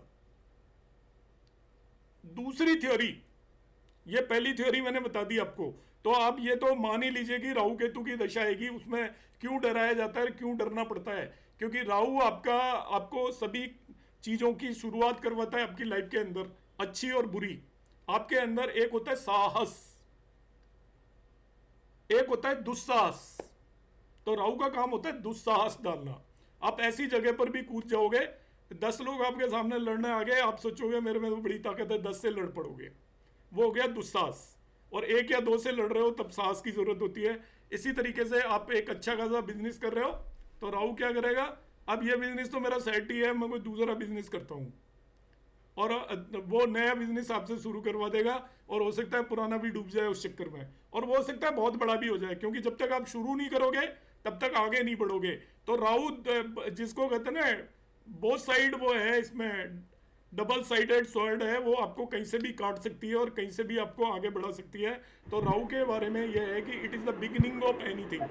जो बहुत लोगों को नशे वगैरह की आदत लग जाती है वो भी राहु ही कराता है, स्मोकिंग की आदत लग सकती है, ये इसके नेचुरल सिग्निफिकेशन है। अनएथिकल काम जितने भी है, हम सोचते हैं कि अनएथिकल, हम तो कुछ नहीं करते, अपने अंदर झांक के देखना, अधिकतर लोग जब राहु की दशा आती है वो अनएथिकल काम करना सीख जाते हैं। अनएथिकल जो हम जनरल प्रैक्टिस में उन्हें मान के नहीं चलते, पर होते हैं अनएथिकल ही है कि हम गवर्नमेंट से कोई किसी चीज़ का हमने टैक्स बचा लिया, या हमने कोई और कुछ कर लिया, बार्गेन कर लिया, किसी को देखे बगैर, कोई देख नहीं रहे तो कुछ काम कर लिया, रेड लाइट क्रॉस कर ली, बगैर वो लगाए हुए अपने बेल्ट लगाए हुए कार लेके चले गए, बगैर हेलमेट के कार लेकर चले गए, तो ये आपको राहु करवाएगा। ये राहु नहीं होगा तो आप ये काम करने वाले नहीं हो। तो राहु हर एक की ज़िंदगी में होता है, तो राहु की दशा में वो अपने नेचुरल सिग्निफिकेशन के रिजल्ट देता है, ये नियम बना लो। अब आ जाता हूँ मैं क्लासिक्स पे। तो भावार्थ रत्नाकर में राहु पे पूरा एक चैप्टर है। भावार्थ रत्नाकर जो कहती है वो अब मैं बता रहा हूँ दूसरा, जिसको हम अक्सर ही मानते हैं, और वो आपका बृहद पाराशर होराशास्त्र से भी मिलती हुई है, और जितने भी ऑथर्स की अलग अलग बुक आती है एस्ट्रोलॉजी में वो ये कहानी लिखते हैं कि राहु और केतु, राहु के लिए जो वर्ड बोल रहा हूँ वो केतु के लिए भी है, कि राहु और केतु अपनी दशा में अपने नेचुरल सिग्निफिकेशंस के रिजल्ट देते हैं, नंबर 1। नंबर 2, वो जिस भाव में है उस भाव स्वामी के भावों के रिजल्ट देते हैं। जिस भाव में बैठे हैं अपने डिस्पोजिटर के भावों के रिजल्ट देते हैं। सोर्स वही बनेगा जहां पर वो बैठे हैं, मगर रिजल्ट किसके देंगे, डिस्पोजिटर। सपोज वो मरकरी की साइन में बैठ गए तो मरकरी के राशियां होगी 3 और 6, तो 3 मतलब मरकरी की राशि 3 और 6 जिन भावों में उनके रिजल्ट देंगे। ये दूसरे नंबर पर देंगे। तीसरे नंबर पर वो रिजल्ट देंगे आपके थर्ड वन। कई बुक्स में ये भी लिखा है कि डिस्पोजिटर के भी नेचुरल रिजल्ट देते हैं वो, कि जो उसका डिस्पोजिटर है उसके भी रिजल्ट देते हैं वो। चौथे नंबर पर जो उनके साथ युति में उसके भावों के रिजल्ट देंगे। 5वें नंबर पर जो उन्हें एक्सपेक्ट कर रहा है उसके भावों के रिजल्ट देंगे। अब मैं आपको देखिए एक चीज बहुत इंपॉर्टेंट क्लियर करने वाला हूँ। आप सब लोगों को मैं जैसे बता रहा हूँ उससे अलग पता है ये। अभी अग्रवाल साहब ने भी ये क्वेश्चन रेज किया था और इसको मैं आपको समझा रहा हूँ। यदि आपसे कोई कहे तो मैं आपको ये समझाना है। राहु के रिजल्ट को लगाइए। राहु की सीक्वेंस क्या बताई मैंने, सबसे पहले नेचुरल सिग्निफिकेशंस, दूसरे नंबर पर राहु रिजल्ट देता है अपने डिस्पोजिटर के भावों के, मतलब जिस राशि में बैठा है उस राशि लौट के। तीसरे नंबर पर ऐसा भी माना जाता है कि डिस्पोजिटर के रिजल्ट देता है, तो उसको मैं अब अलग रखता हूँ। मगर चौथे नंबर पर वो कंजंक्शन के देता है। 5वें नंबर पर जो उसे देख रहा है, whichever planet is aspecting Rahu, Rahu और केतु की कोई एस्पेक्ट नहीं होती, तो जो भी प्लेनेट राहु को देख रहा है उस प्लेनेट के भावों के रिजल्ट देता है ये, जो प्लेनेट एस्पेक्ट कर रहा है। तो बाकी केस में भी तो हम यही लेंगे। बाकी केस में बहुत लोग क्या करते हैं कि वो प्लेनेट जिन भावों को देख रहा है उसके रिजल्ट देगा, उसके रिजल्ट नहीं देगा, उन भावों को इन्फ्लुएंस करेगा। मगर जो प्लेनेट उन्हें देख रहे हैं, जो प्लेनेट उस जिस प्लेनेट की दशा चल रही है उसे देख रहे हैं, उसके रिजल्ट मिलेंगे। और राहु के केतु के केस में ये चीज़ एज इट इज भावार्थ रत्नाकर में मेंशन की हुई है। मैं थोड़ा आपको दिखा देता हूँ एक बार नियम क्या है, जिससे आपको याद रहे। और मैं एक केस में आपको इसको करके भी अभी बता दूंगा जो हमने चार्ट लगा रखा है। ये राहु केतु के लिए यहाँ पर एक सेंटेंस लिखा हुआ है, Rahu and Ketu are shadowy planets and there exists a controversy regarding their Rashi lordship. The result of Rahu Ketu are unpredictable and the native, आप में से किसी ने माइक्रोफोन ऑन कर रखा है, काइंडली म्यूट कर लें। The result of Rahu and Ketu are unpredictable and native generally experiences their natural signification irrespective of their house placement. तो ये इसका रूल बता रखा है कि राहु केतु अपने नेचुरल सिग्निफिकेशंस के रिजल्ट देते हैं, ये आप मानकर चलेंगे।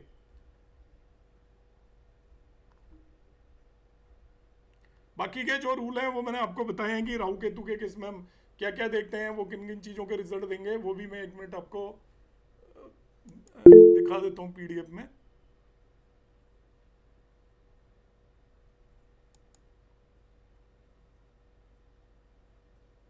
किस भाव से क्या देखते हैं आप सबको पता होगा, नहीं भी पता हो तो कोई बात नहीं, वो मैं आपको शेयर कर दूंगा। ये है देखिए rules of Rahu and Ketu. अब इनको आप इसके बियॉन्ड बिल्कुल मत जाना है, फुल्ली रिसर्च्ड है। इसके अलावा जो भी आप करोगे वो अपने आप को कंफ्यूज करोगे। आप बुक पढ़ सकते हो, मैंने मेंशन किया है एज पर Bhavartha Ratnakara. Rahu Ketu gives the result of the following in the decreasing order. First one, bhavas occupied and owned by the planet in conjunction with it. Bhavas occupied and owned by its sign lord. जहाँ Bhavas occupied and owned by its sign lord, तो मतलब उसके भाव के जहाँ पर वो बैठा है उसके भी रिजल्ट ये दे देता है। Bhavas occupied and owned by the planet by which it is aspected, जो प्लेनेट इसे एस्पेक्ट कर रहा है उस वो जिस भाव में बैठा हुआ है और उसकी जो लॉर्डशिप है उन सभी के रिजल्ट देगा। मगर ऐसा होता नहीं है, मैं पहले बता देता हूँ आपको। इसके अंदर बहुत सारी चीजें दे दी गई हैं। ये भावार्थ रत्नाकर से एज इट इज उठाया हुआ है कि राहु केतु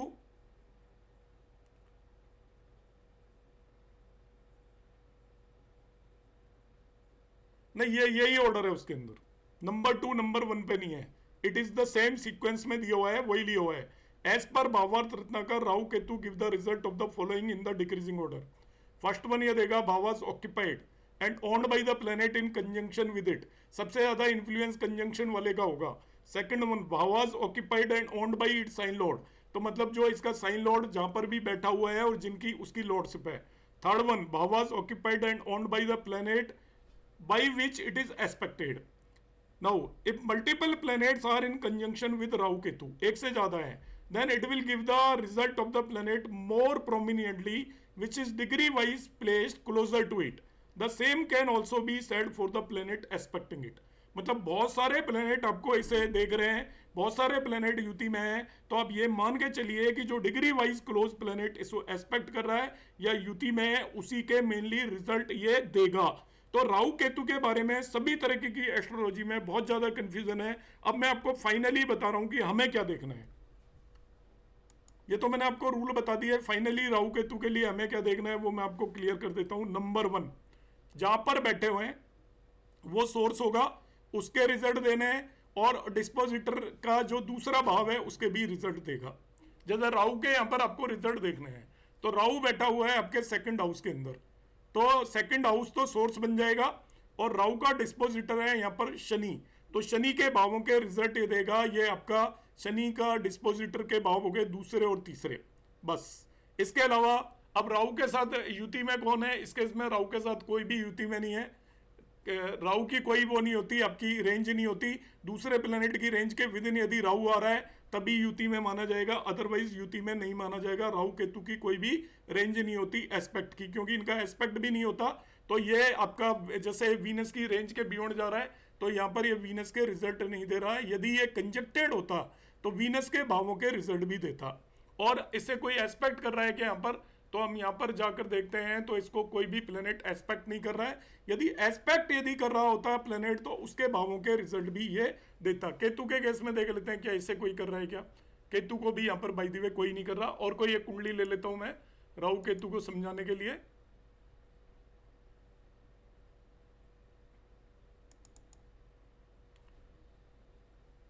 अब यहां पर राहु केतु को देखिए, इसके अंदर क्या है कि राहु की स्थिति, सबसे पहले राहु आपका सोर्स बन जाएगा 5वां भाव। आप लिख लीजिए राहु जो रिजल्ट देगा 5वें भाव को सोर्स बनाकर देगा, ये 5th लॉर्ड की तरह एक्ट करेगा। तो 5वें भाव के रिजल्ट देना है, अपने डिस्पोजिटर के भावों के रिजल्ट देगा, तो ये 6ठे भाव के भी रिजल्ट देगा। तो Rahu will give the result of the 5th house, Rahu will give the result of the 6th house. Rahu आपका युति में है, एक तो मार्स से है और एक युति में है आपका वीनस से, दोनों से युति में है, मगर ज्यादा क्लोजली कंजक्टेड है विद द मार्स, क्योंकि मार्स से इसका डिफरेंस 3 डिग्री है और वीनस से इसका डिफरेंस आपका अराउंड 5 डिग्री है। तो ये मार्स के भावों के रिजल्ट देगा। अब मार्स के भावों के रिजल्ट कौन से हो गया, तीसरा भाव और 8वें भाव के मार्स रिजल्ट देने वाला, ये राहु रिजल्ट देने वाला है। इसके बाद हम देखेंगे इसके ऊपर किसी का एस्पेक्ट है क्या, तो यहाँ पर हम देखते हैं जुपिटर एस्पेक्ट नहीं कर रहा, सैटर्न कहाँ पर है, सैटर्न इसके साथ है, वो युति में नहीं माना जाएगा, तो इस पर किसी का एस्पेक्ट नहीं है। अब इसमें आपसे इस कुंडली के अंदर आपसे पूछा जाए कि राहु किसके रिजल्ट देगा, तो हम कहेंगे राहु रिजल्ट देगा 5वें भाव के, राहु रिजल्ट देगा 6ठे भाव के, राहु रिजल्ट देगा 8वें भाव के, राहु रिजल्ट देगा 3रे भाव के, इन सभी भावों के रिजल्ट देगा। सोर्स बनेगा 5वां भाव। अब ध्यान से समझिए, देखिए what is the meaning of source. Rahu ने डिस्प्यूट देना है, राहु ने परेशानियां देनी है। 5वां भाव, 6ठा भाव, 8वां भाव, 3रा भाव, सारे भाव खराब हो गए। 6ठे भाव की वजह से इसको 6 के भी रिजल्ट देने इसने राहु ने, इसको 8th के भी रिजल्ट देने हैं और इसको 3rd के भी रिजल्ट देने हैं। और रिजल्ट का सोर्स कौन सा बनेगा, 5वां भाव। अब देखिए 5वां भाव क्या सोर्स बनेगा, कितने तरीके से सोर्स बन सकता है 5वां भाव। 5वां भाव इन्वेस्टमेंट का भी है, 5वां भाव संतान का भी है, 5वां भाव गैम्बलिंग का भी है, 5वां भाव तंत्र मंत्र का भी है, 5वां भाव ओकल्ट का भी है, 5वां भाव लर्निंग का भी है। अब देखिए ये कितनी चीजें कर सकता है, ये सब आपको सेंटेंस बनाना आना चाहिए। यदि मैं इसको संतान को सोर्स मान लूं तो देखिए संतान की वजह से डिस्प्यूट हो सकता है, संतान की वजह से इसको डेथ हो सकती है, दोनों चीजें हो सकती हैं यहाँ पर। और डिजीज तो खैर संतान की वजह से क्या होगी। फर्दर 5th हाउस सोर्स है तो देखिए 8th हाउस आ गया तो संतान की वजह से और कोई परेशानी हो सकती है। 8th हाउस तो कई तरह की प्रॉब्लम्स देता है, नहीं वीनस के हाउसेस के नहीं देगा, उसे हटा दीजिए। अब जो उससे क्लोजली कंजक्टेड है केवल उसी के हाउसेस के आप रिजल्ट मानकर चलोगे, जो क्लोजली कंजक्टेड नहीं है उसके हाउसेस के रिजल्ट नहीं मानकर चलेंगे। तो अब आपको नेक्स्ट समझाएंगे यहाँ पर कि ये दूसरा हम कहते हैं इन्वेस्टमेंट में, तो देखिए इन्वेस्टमेंट की वजह से इसको डेट लेनी पड़ सकती है, इन्वेस्ट और साथ साथ ही इन्वेस्टमेंट की वजह से और परेशानी हो जाएंगी। 8th हाउस तो कई तरीके का परेशानी का कारक है। इसके अलावा देखिए लर्निंग, अब हम कह सकते हैं इसको लर्निंग हो सकता है ऑकल्ट पढ़ रहा हो, लर्निंग हो सकती है ना, तंत्र मंत्र का भी 5वां भाव है, ऑकल्ट पढ़ रहा हो, ऑनलाइन पढ़ रहा हो, 3rd हाउस क्या है, तो इसमें बहुत ज़्यादा पॉसिबिलिटी है 3 और 8 एक साथ इन्वॉल्व हो जाए तो वो पर्सन ऑकल्ट से रिलेटेड ऑनलाइन कोर्स कर रहा हो, जैसे हम और आप बैठे हुए हैं। ये पर्टिकुलर कॉम्बिनेशन आइडियल है इसके लिए कि 5th हाउस सोर्स हो गया और आपका क्या हो गया, रिजल्ट किसके मिल रहे हैं आपको, 8th के मीन्स ऑकल्ट, और ये क्या है आपका ऑनलाइन हो गया, 3rd house is the online. तो ये आपको यहाँ पर बहुत स्ट्रॉन्ग कॉम्बिनेशन है। 6th हाउस में इन्वॉल्व हो सकता है कि आपको डिजीज हो सकती है, डेथ हो सकती है, कोई डिस्प्यूट हो सकता है, किसी भी तरह की चीज़ें हो सकती हैं। तो हम क्या है कि उसमें बढ़ते नहीं चले जाएंगे, पहली चीज़ ये ध्यान रखना है, कम करना है आपको, बढ़ाना नहीं है, यदि आपको कहीं किसी कंक्लूजन पर पहुंचना है तो राहु केतु का जो नियम है वो क्लियर कट है। राहु केतु में हमें क्या है ध्यान रखना है कि सबसे पहले तो राहु केतु अपने नेचुरल सिग्निफिकेशन के रिजल्ट देंगे। तो आपको कुछ भी नहीं आता है तो आप एक चीज पर फोकस करिए कि इसके नेचुरल सिग्निफिकेशन के रिजल्ट मिलेंगे। आपके पास कोई भी व्यक्ति आ जाता है कि राहु की दशा चल रही है मेरी, तो आप उसमें साफ साफ बता दीजिए राहु के ये सिग्निफिकेशंस हैं और ये प्रॉब्लम हो सकती है, आपका मन भटक सकता है, इल्यूजन हो सकती है, आपके मन के अंदर नई नई बातें आ सकती हैं, ऐसे आइडिया आ सकते हैं अनऑर्थोडॉक्स टाइप जो जनरल ना हो, ऐसी चीज़ें आपके माइंड के अंदर आएंगी, आप किसी नई चीज़ की शुरुआत कर सकते हो, ये सारी चीज़ें आप उसे बता दीजिए, वो पक्का करेगा। और ये फर्दर हम दूसरे नंबर पर जो आएंगे नेचुरल सिग्निफिकेशंस के बाद हम देखेंगे कि उसके साथ कौन सा प्लेनेट कंजक्टेड है, कौन सा एस्पेक्ट कर रहा है उसे। तो मार्स कंजक्टेड है तो मार्स के भावों के रिजल्ट आपको मिलेंगे, उसको जो एस्पेक्ट कर रहा है, कोई एस्पेक्ट कर रहा हो तो केतु का एस्पेक्ट नहीं माना जाता, तो उसके भावों के रिजल्ट मिलेंगे। इस चीज़ को हम यहाँ पर ऐड करके चलेंगे।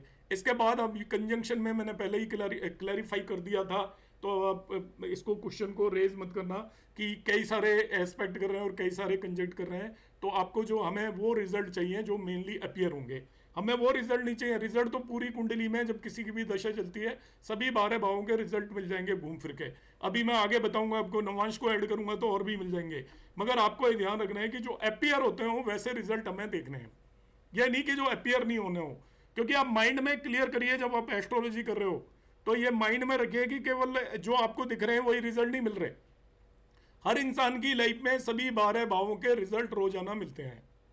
हर इंसान सुबह सुबह नहाकर अपना चेहरा देखता है आईने के अंदर, पहला भाव हो गया, इसके बाद वो घर में बात करता है, बाहर बात करता है, खाना खाता है, हर दिन करता है, दूसरा भाव हो गया, कुछ काम करने के लिए बाहर निकलता है, जैसे ही घर से पहला स्टेप होता है वो तीसरा भाव हो गया, घर वापस आएगा, लौट के आएगा, लड़े झगड़े या जो भी करे तो उसका चौथा भाव हो गया। हर दिन इंसान कुछ ना कुछ सीखता है, ऐसा कोई जिंदगी में टाइम नहीं जाता कि वो कुछ ना कुछ सीखता नहीं, पांचवा भाव हो गया।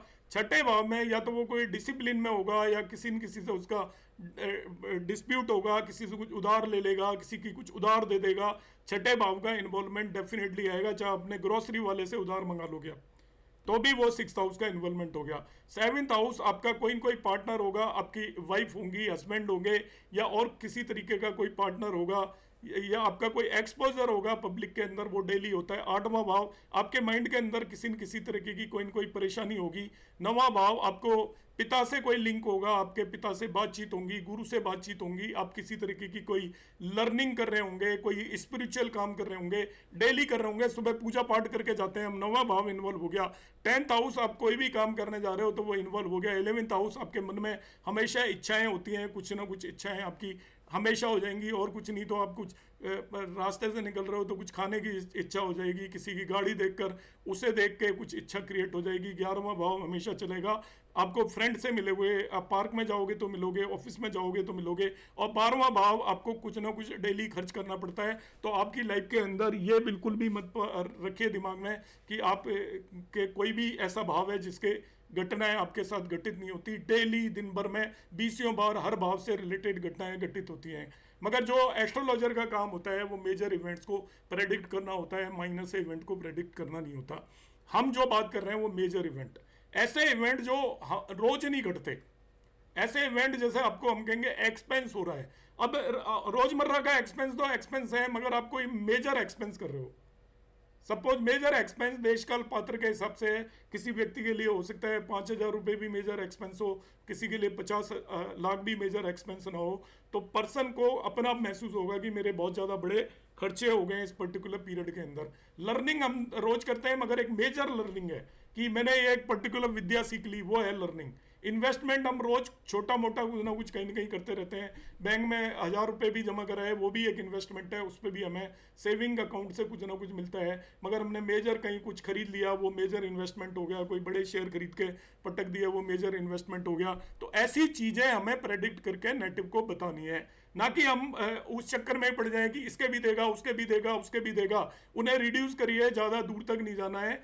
जो आपको रिजल्ट मेनली मान के चलने हैं। अब आप जब भी एस्ट्रोलॉजी में प्रेडिक्शन दोगे, घटाइए चीजों को, बढ़ाइए मत।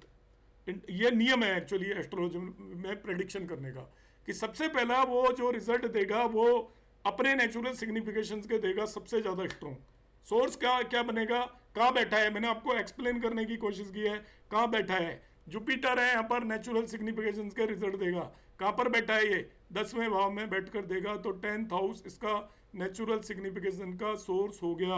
आपको नेम फेम मिल सकती है, प्रमोशन मिल सकती है, तो ये जुपिटर का काम है। 10वें भाव नेम फेम की वजह कौन होगी आपकी, वो आपका 10th हाउस होगा। जुपिटर ये सारे काम करता है। इसके अलावा आपको ये देगा अपने भावों के रिजल्ट, तो ये आपका चौथा भाव हो गया, 7वां भाव हो गया। सोर्स कौन सा हो गया, 10th हाउस। मकान खरीद सकते हो, किसकी वजह से, प्रोफेशन की वजह से, ऑफिस की वजह से, बिजनेस की वजह से, नौकरी की वजह से। आपका प्रमोशन है, 7th हाउस भी प्रमोशन को इंडिकेट करता है। इस तरीके से हम करेंगे कि आपको नेचुरल सिग्निफिकेशन के रिजल्ट को आपको ऑलवेज ध्यान रखना है। दूसरा उसकी लॉर्डशिप हाउसेस को। तीसरा वो यदि एक्सचेंज है, वो जिसके साथ कंजक्टेड है उसके भावों के रिजल्ट भी आपको मिलेंगे, जो उससे एक्सपेक्ट कर रहे हैं उसके भावों के भी रिजल्ट मिलेंगे। मगर आपको किसी को मेनली बताना है तो केवल 2 चीज़ों पर आप फोकस करेंगे। सबसे स्ट्रॉन्ग रिजल्ट नेचुरल सिग्निफिकेशन और लॉर्डशिप हाउसेस के मिलेंगे। बाकी रिजल्ट आपको वीक मिलेंगे, वीक रिजल्ट मिलेंगे, मतलब ऐसे इनसिग्निफिकेंट इवेंट होंगे बाकी रिजल्ट में। बहुत मेजर सिग्निफिकेंट इवेंट नहीं होंगे। कि जैसे मैं बताऊं, आपका जुपिटर, मार्स यहाँ पर सैटर्न, बाय द वे इसके अंदर मार्स और वीनस का, या मार्स और राहु का, या राहु और वीनस का हम कंजंक्शन मानकर चलें बाय द वे, तो मार्स के जो कंजंक्शन वाले के भावों के रिजल्ट तो मिलेंगे, मगर वो उतने सिग्निफिकेंट नहीं होंगे, उतने स्ट्रॉन्ग रिजल्ट नहीं होंगे। ऐसा मत समझ लेना कि आपका राहु आपके 8वें और 3रे भाव के बहुत स्ट्रॉन्ग रिजल्ट दे पाएगा, नहीं दे पाएगा। खुद प्लेनेट ही देगा अपने भावों के स्ट्रॉन्ग रिजल्ट, क्योंकि राहु की लाइन में तो ठीक है, बाकी प्लेनेट के केस में कंजंक्शन बहुत नीचे के लेवल पर आता है, बहुत ऊपर के लेवल पर नहीं आता। जैसे यहाँ पे आपका मरकरी और मून का कंजंक्शन है। अब मरकरी अपनी दशा में मरकरी के रिजल्ट देगा, अपनी मरकरी के भावों के रिजल्ट देगा, वो आपको लगन के 10वें भाव के रिजल्ट देगा और सोर्स होगा 7th हाउस। मगर मून का रिजल्ट देगा, मगर आप ये मत समझिए कि मून के रिजल्ट वो उतने स्ट्रॉन्ग होंगे, वो रिलेटिवली वीक होंगे, कंपैरेटिवली इनसिग्निफिकेंट होंगे। तो जो मैंने डिक्रीजिंग ऑर्डर वर्ड लिखा है उसको आप माइंड में बिठा कर रखिएगा। आपको जब भी किसी भी कुंडली को एनालाइज करना हो तो आप बढ़ते मत चले जाइए, कम करने की कोशिश करिए। रिजल्ट तो जो जिन्हें भावों को देख रहे हैं उन्हें भी थोड़ा बहुत इन्फ्लुएंस करेगा, जो इसे देख रहे हैं वो भी इन्फ्लुएंस करेगा। मगर अब एट लास्ट में आपको जो चीज़ बता रहा हूँ उसे आप ध्यान रखें कि जो मेन रिजल्ट मिलेंगे नेचुरल सिग्निफिकेशन अपने लॉर्डशिप हाउसेस के रिजल्ट मिलेंगे, जिनके साथ कंजक्टेड हैं उनके रिजल्ट मिलेंगे, मगर वो लेस सिग्निफिकेंट होंगे। जो उसे एक्सपेक्ट कर रहे हैं उसके रिजल्ट मिलेंगे, मगर वो लेस सिग्निफिकेंट होंगे। कोई भी प्लेनेट के जो किसी भी भाव के रिजल्ट मेनली उस भाव का लॉर्ड की जिम्मेवारी होगी, जिसके साथ वो युति में है वो भी रिजल्ट दे देगा, मगर वो काफ़ी वीक काइंड रिजल्ट होंगे, बहुत स्ट्रॉन्ग काइंड रिजल्ट नहीं होंगे। अब आपका इस टॉपिक से रिलेटेड किसी का भी कोई भी डाउट हो, आपका यह होमवर्क है सभी का। आपसे मैं किसी भी कुंडली लगा के पूछूंगा नेक्स्ट क्लास के अंदर, क्या पूछूंगा कि आप बताइए आपको इसकी दशा में कौन कौन सा रिजल्ट मिलेगा, और मुझे इरेटिक वे में नहीं चाहिए आंसर। जैसे हम करेंगे एक युति पकड़ लाए, फिर एस्पेक्ट पकड़ लाए, जो सिस्टम मैंने बताया है आपको उसी वे में बताना है कि सोर्स कौन सा होगा। सोर्स का मतलब क्या है, जैसे मैंने समझाने की कोशिश की है कि सोर्स 4th हाउस है, रिजल्ट आपको 7th और 10th के मिल रहे हैं, तो क्या मतलब है, इसका मतलब भी आपको पता होना चाहिए।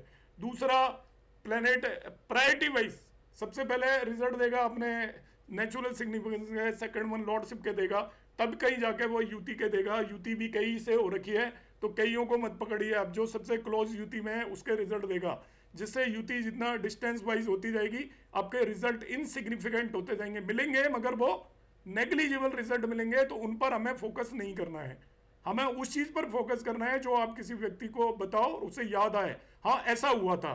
इनसिग्निफिकेंट रिजल्ट आदमी 6 महीने में, 3 महीने में, 1 महीने में भूल जाता है, मगर सिग्निफिकेंट रिजल्ट उसे याद रहते हैं। जैसे आपको चोट लग गई, कहीं उंगली कट गई सब्जी काटते टाइम, 1 साल बाद कोई पूछेगा तब थोड़ी याद रहेगा कि उंगली कटी थी, मगर पता लगा हड्डी टूट गई, 2 महीने प्लास्टर चढ़ा रहा है, वो सिग्निफिकेंट इवेंट है। वो आपसे यदि वो 4 साल बाद भी पूछेगा तो वो उसे याद रहेगा।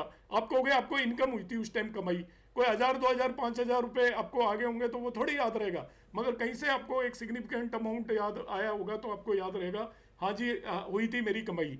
आपका कोई ट्रैवल हुआ, कोई छोटा मोटा ट्रैवल होगा तो आपको याद नहीं होगा, कोई सिग्निफिकेंट ट्रैवल हुआ, कोई कहीं आप घूमने गए, कई दिन रुक के आए, तो वो हम 10 साल बाद पूछेंगे तभी भी। तो हमें उन इवेंट के बारे में प्रेडिक्शन देनी होती है मेनली।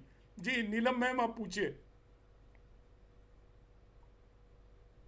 हाँ सर, भाव चलित में यदि प्लैनेट पिछले घर में आ जाता है तो क्या उस भाव के रिजल्ट देखने होंगे कि मैडम जैसे D1 में? यूटिलाइज नहीं करूंगा बिल्कुल भी, बिल्कुल भी। Okay sir. मतलब जो मेरा ये मानना है कि हमको डिविजनल चार्ट यूज करने चाहिए। भाव चलित वो लोग यूज करते हैं जो लोअर लेवल ऑफ एस्ट्रोलॉजी कर रहे होते हैं। लोअर लेवल ऑफ एस्ट्रोलॉजी मतलब जिनको एस्ट्रोलॉजी की अंडरस्टैंडिंग नहीं है वो भाव चलित की कोशिश करते हैं। कोई भी बड़े एस्ट्रोलॉजर भाव चलित यूज नहीं करते बिल्कुल भी। जब भाव चलित यूज करना है तो फिर केपी एस्ट्रोलॉजी यूज करो, क्योंकि जो हमारा भाव चलित कुंडली जो हम यूज कर रहे हैं इसमें अपना आप में कंट्रोवर्सीज है। आपने भाव बना लिए और इक्वल भाव बना लिए, इक्वल होते ही नहीं है, बना कैसे लिए? आपका जो अर्थ है ही नहीं वो राउंड इन शेप, तो आपके सभी भावों का साइज इक्वल नहीं हो सकता। तो जो हम भाव चलित कुंडली यूटिलाइज करते हैं वो कुंडली अपने आप में गलत है। जब ये बनाई गई थी श्रीपद पद्धति से बनाई गई थी, उस टाइम पर अर्थ की एक्चुअल शेप के बारे में जानकारी नहीं थी, ज्योग्राफी के बारे में रिलेटिवली कम जानकारी थी। तो जो भाव चलित कुंडली बनी हुई मिलती है वो एक्चुअली अपने आप में पूरी तरीके से एक्यूरेट नहीं है, इसलिए भाव चलित को अवॉइड करना है। यदि एक्यूरेट यदि हम बना पाए तब हम उसको यूटिलाइज करने की कोशिश कर सकते हैं। ये है तो हम ओके सर, थैंक यू। ठीक है sir. Madhavi ma'am. Thank you. हाँ सर, मुझे एक ही डाउट है कि जब आप सोर्स बोल रहे थे ना, सोर्स को ध्यान रखना। सपोज एरीज कुंडली है और 4th लॉर्ड मून 7th में बैठा है, तो कारकत्व के रिजल्ट 7th हाउस का वो थोड़ा सा मुझे कुछ एग्जांपल दोगे तो वहां मैं अटकी हूँ खाली। देखिए सोर्स का मतलब क्या है, अभी ये कुंडली मैंने ली थी आपकी, कि जुपिटर की दशा में, एक मिनट शेयर करता हूं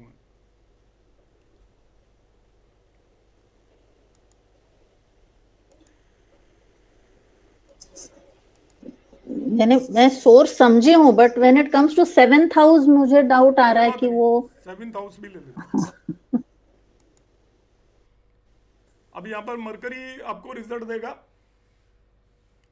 और मरकरी रिजल्ट देगा किसके, थर्ड और वो आपके लग्न और 10th हाउस के। ठीक है, आपको 10th हाउस के रिजल्ट मिलने हैं।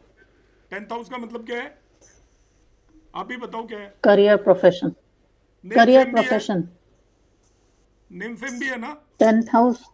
अब सोर्स कौन बना? 7th house.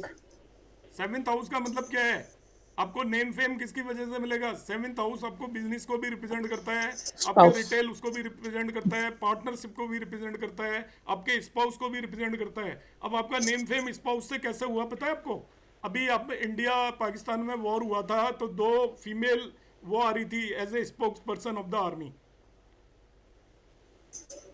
Yes, Vyomika Singh थी, न्यूज रिपोर्टिंग पे आ रही थी। अब आपको क्या हुआ, देखिए उसके हस्बैंड का वैसे नेम फेम हो गया, सब लोग सर्च करने लग गए, और उनके हस्बैंड का भी पता लग गया, इसके हस्बैंड है आर्मी में, आर्टिलरी के अंदर लेफ्टिनेंट कर्नल है। तो आपको 7th हाउस की वजह से उसके हस्बैंड का नेम फेम हो गया, जबकि कोई लेना देना नहीं था उनका।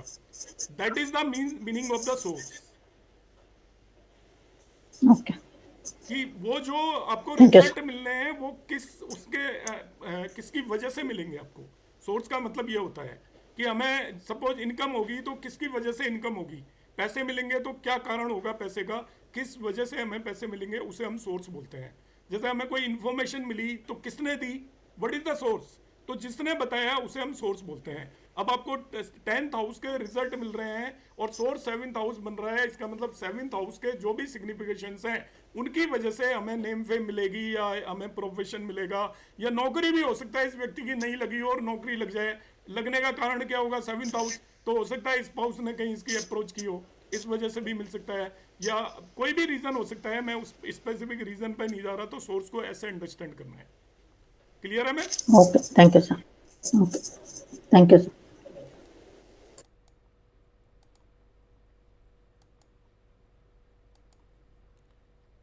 हाँ जी प्रवीण जी बोलिए।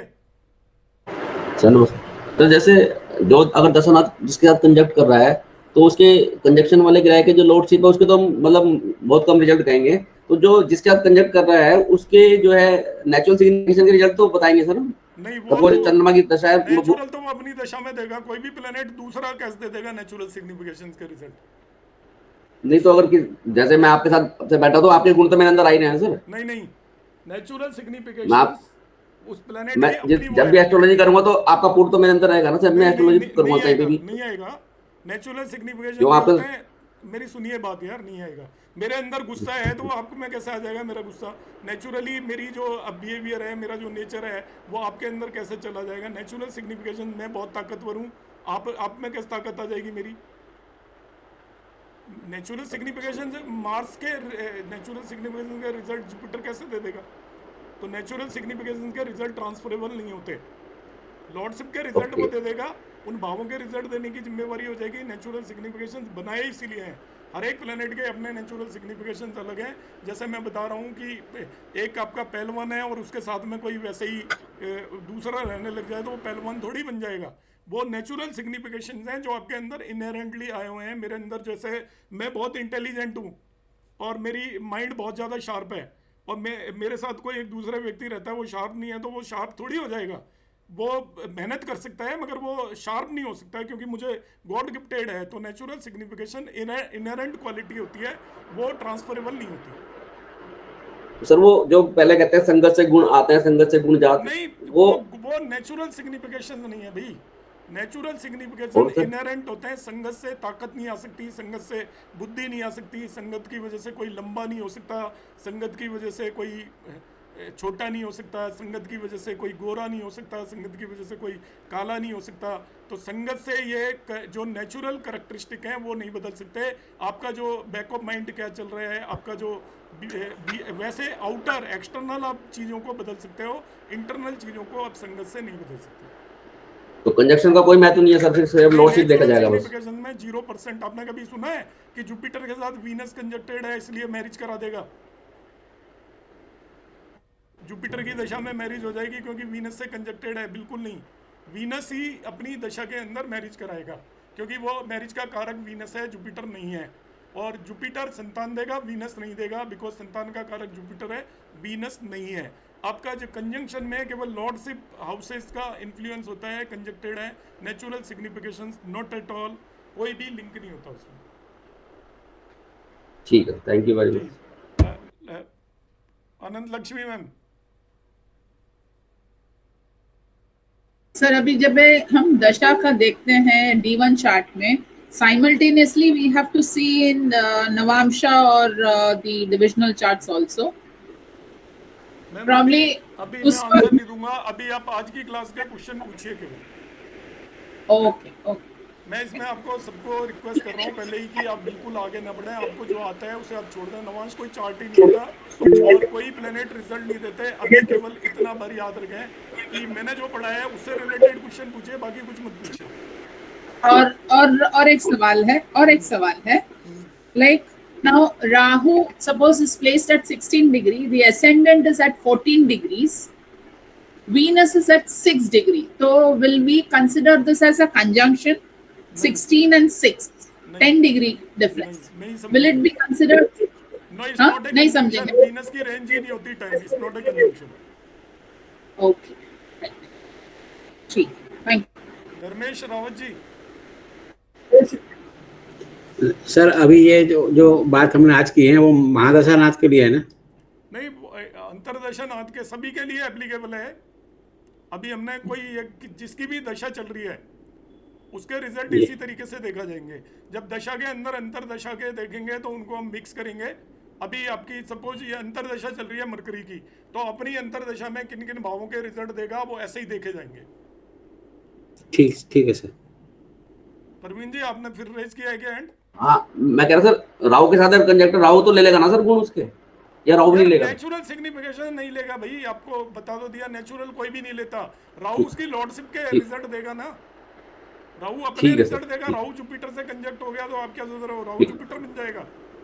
नहीं। ठीक है सर। कोई भी प्लेनेट नेचुरल सिग्निफिकेशंस कभी भी कंजक्ट नहीं होते, कंजक्ट होती है लॉर्डशिप। जिन भावों के स्वामी हैं, जैसे आप दो लोग हैं तो आपका कंजंक्शन हो गया, आपके पास एक मकान है, मेरे पास एक मकान है, तो हम कंजक्ट हो गए। इसका मतलब दोनों मकानों को यूटिलाइज कर सकते हैं। कंजंक्शन का मतलब है हमने एक तरीके से वो कर लिया एक दूसरे से, मगर वो इंटरनली आप नहीं होते। आप एक्सटर्नल जो चीज़ें हैं, फिजिकल जो ऑब्जेक्ट हैं, उन्हें आप एक दूसरे से यूटिलाइज कर सकते हो। इंटरनल चीज़ों को थोड़ी यूटिलाइज कर सकते हो। मेरा दिमाग आप नहीं यूज़ कर सकते, आपका मैं नहीं यूज़ कर सकता। अगर राहु जुपिटर के साथ थोड़ी मर्सी तो आ जाएगी राहु के अंदर, ये नहीं आएगी सर? क्या आ जाएगी? मर्सी तो आएगी थोड़ी राहु के अंदर। राहु एक्चुअली जुपिटर को एज ए प्लेनेट राहु खराब करता है। राहु के अंदर कुछ भी नहीं आता, राहु को कोई मॉडिफाई नहीं कर सकता, राहु ही मॉडिफाई करता है बस। It is a modifier. आपका राहु जो जिस भी प्लेनेट के साथ जाएगा, क्योंकि राहु नेचुरल सिग्निफिकेशंस के ही रिजल्ट देता है। राहु की कोई लॉर्डशिप तो होती नहीं है, तो राहु अपने नेचुरल सिग्निफिकेशंस के हिसाब से दूसरे प्लेनेट को मॉडिफाई करता है या डायरेक्ट करता है, आप ये कह सकते हो। बाकी किसी प्लेनेट के लिए एप्लीकेबल नहीं होती ये चीज़, क्योंकि और सबकी लॉर्डशिप होती है। तो राहु तो नेचुरल है एक्चुअली। मैंने आपको बताया था कि राहु के केस में मैंने आपको क्लियर बोला था कि इन जनरल वो अपने नेचुरल सिग्निफिकेशंस के ही रिजल्ट देता है, बाकी चीज़ों से कोई लेना देना नहीं है उसका। मगर जब हम बाकी प्लेनेट को देखते हैं तो वो अपने लॉर्डशिप के रिजल्ट देते हैं इक्वली इंपॉर्टेंस के साथ। तो राहु जब किसी के साथ भी प्लेनेट के साथ बैठा होता है तो राहु के नियम हमने अलग बना रखे हैं, इसीलिए कि वो जो अपने डिस्पोजिटर है उसकी तरह बिहेव करेगा, नेचुरल सिग्निफिकेशंस के रिजल्ट देगा, जो उसके साथ बैठा हुआ है उसके भावों के रिजल्ट देगा। ये बोल रहे हैं हम, ये नहीं बोल रहे हैं उसके रिजल्ट देगा, उसके भावों के, जो उसे एस्पेक्ट कर रहा है उसके भावों के रिजल्ट देगा। और इसी तरीके से राहु के रिजल्ट है। ठीक है सर, थैंक यू। चलो एंड करते हैं क्लास फिर। बहुत सारे लोग तो पहले ही छोड़ के जा चुके हैं। Good night sir. Good night. Good night sir, बहुत बहुत धन्यवाद। Good night sir, thank you. नमस्ते सर। प्रणाम सर।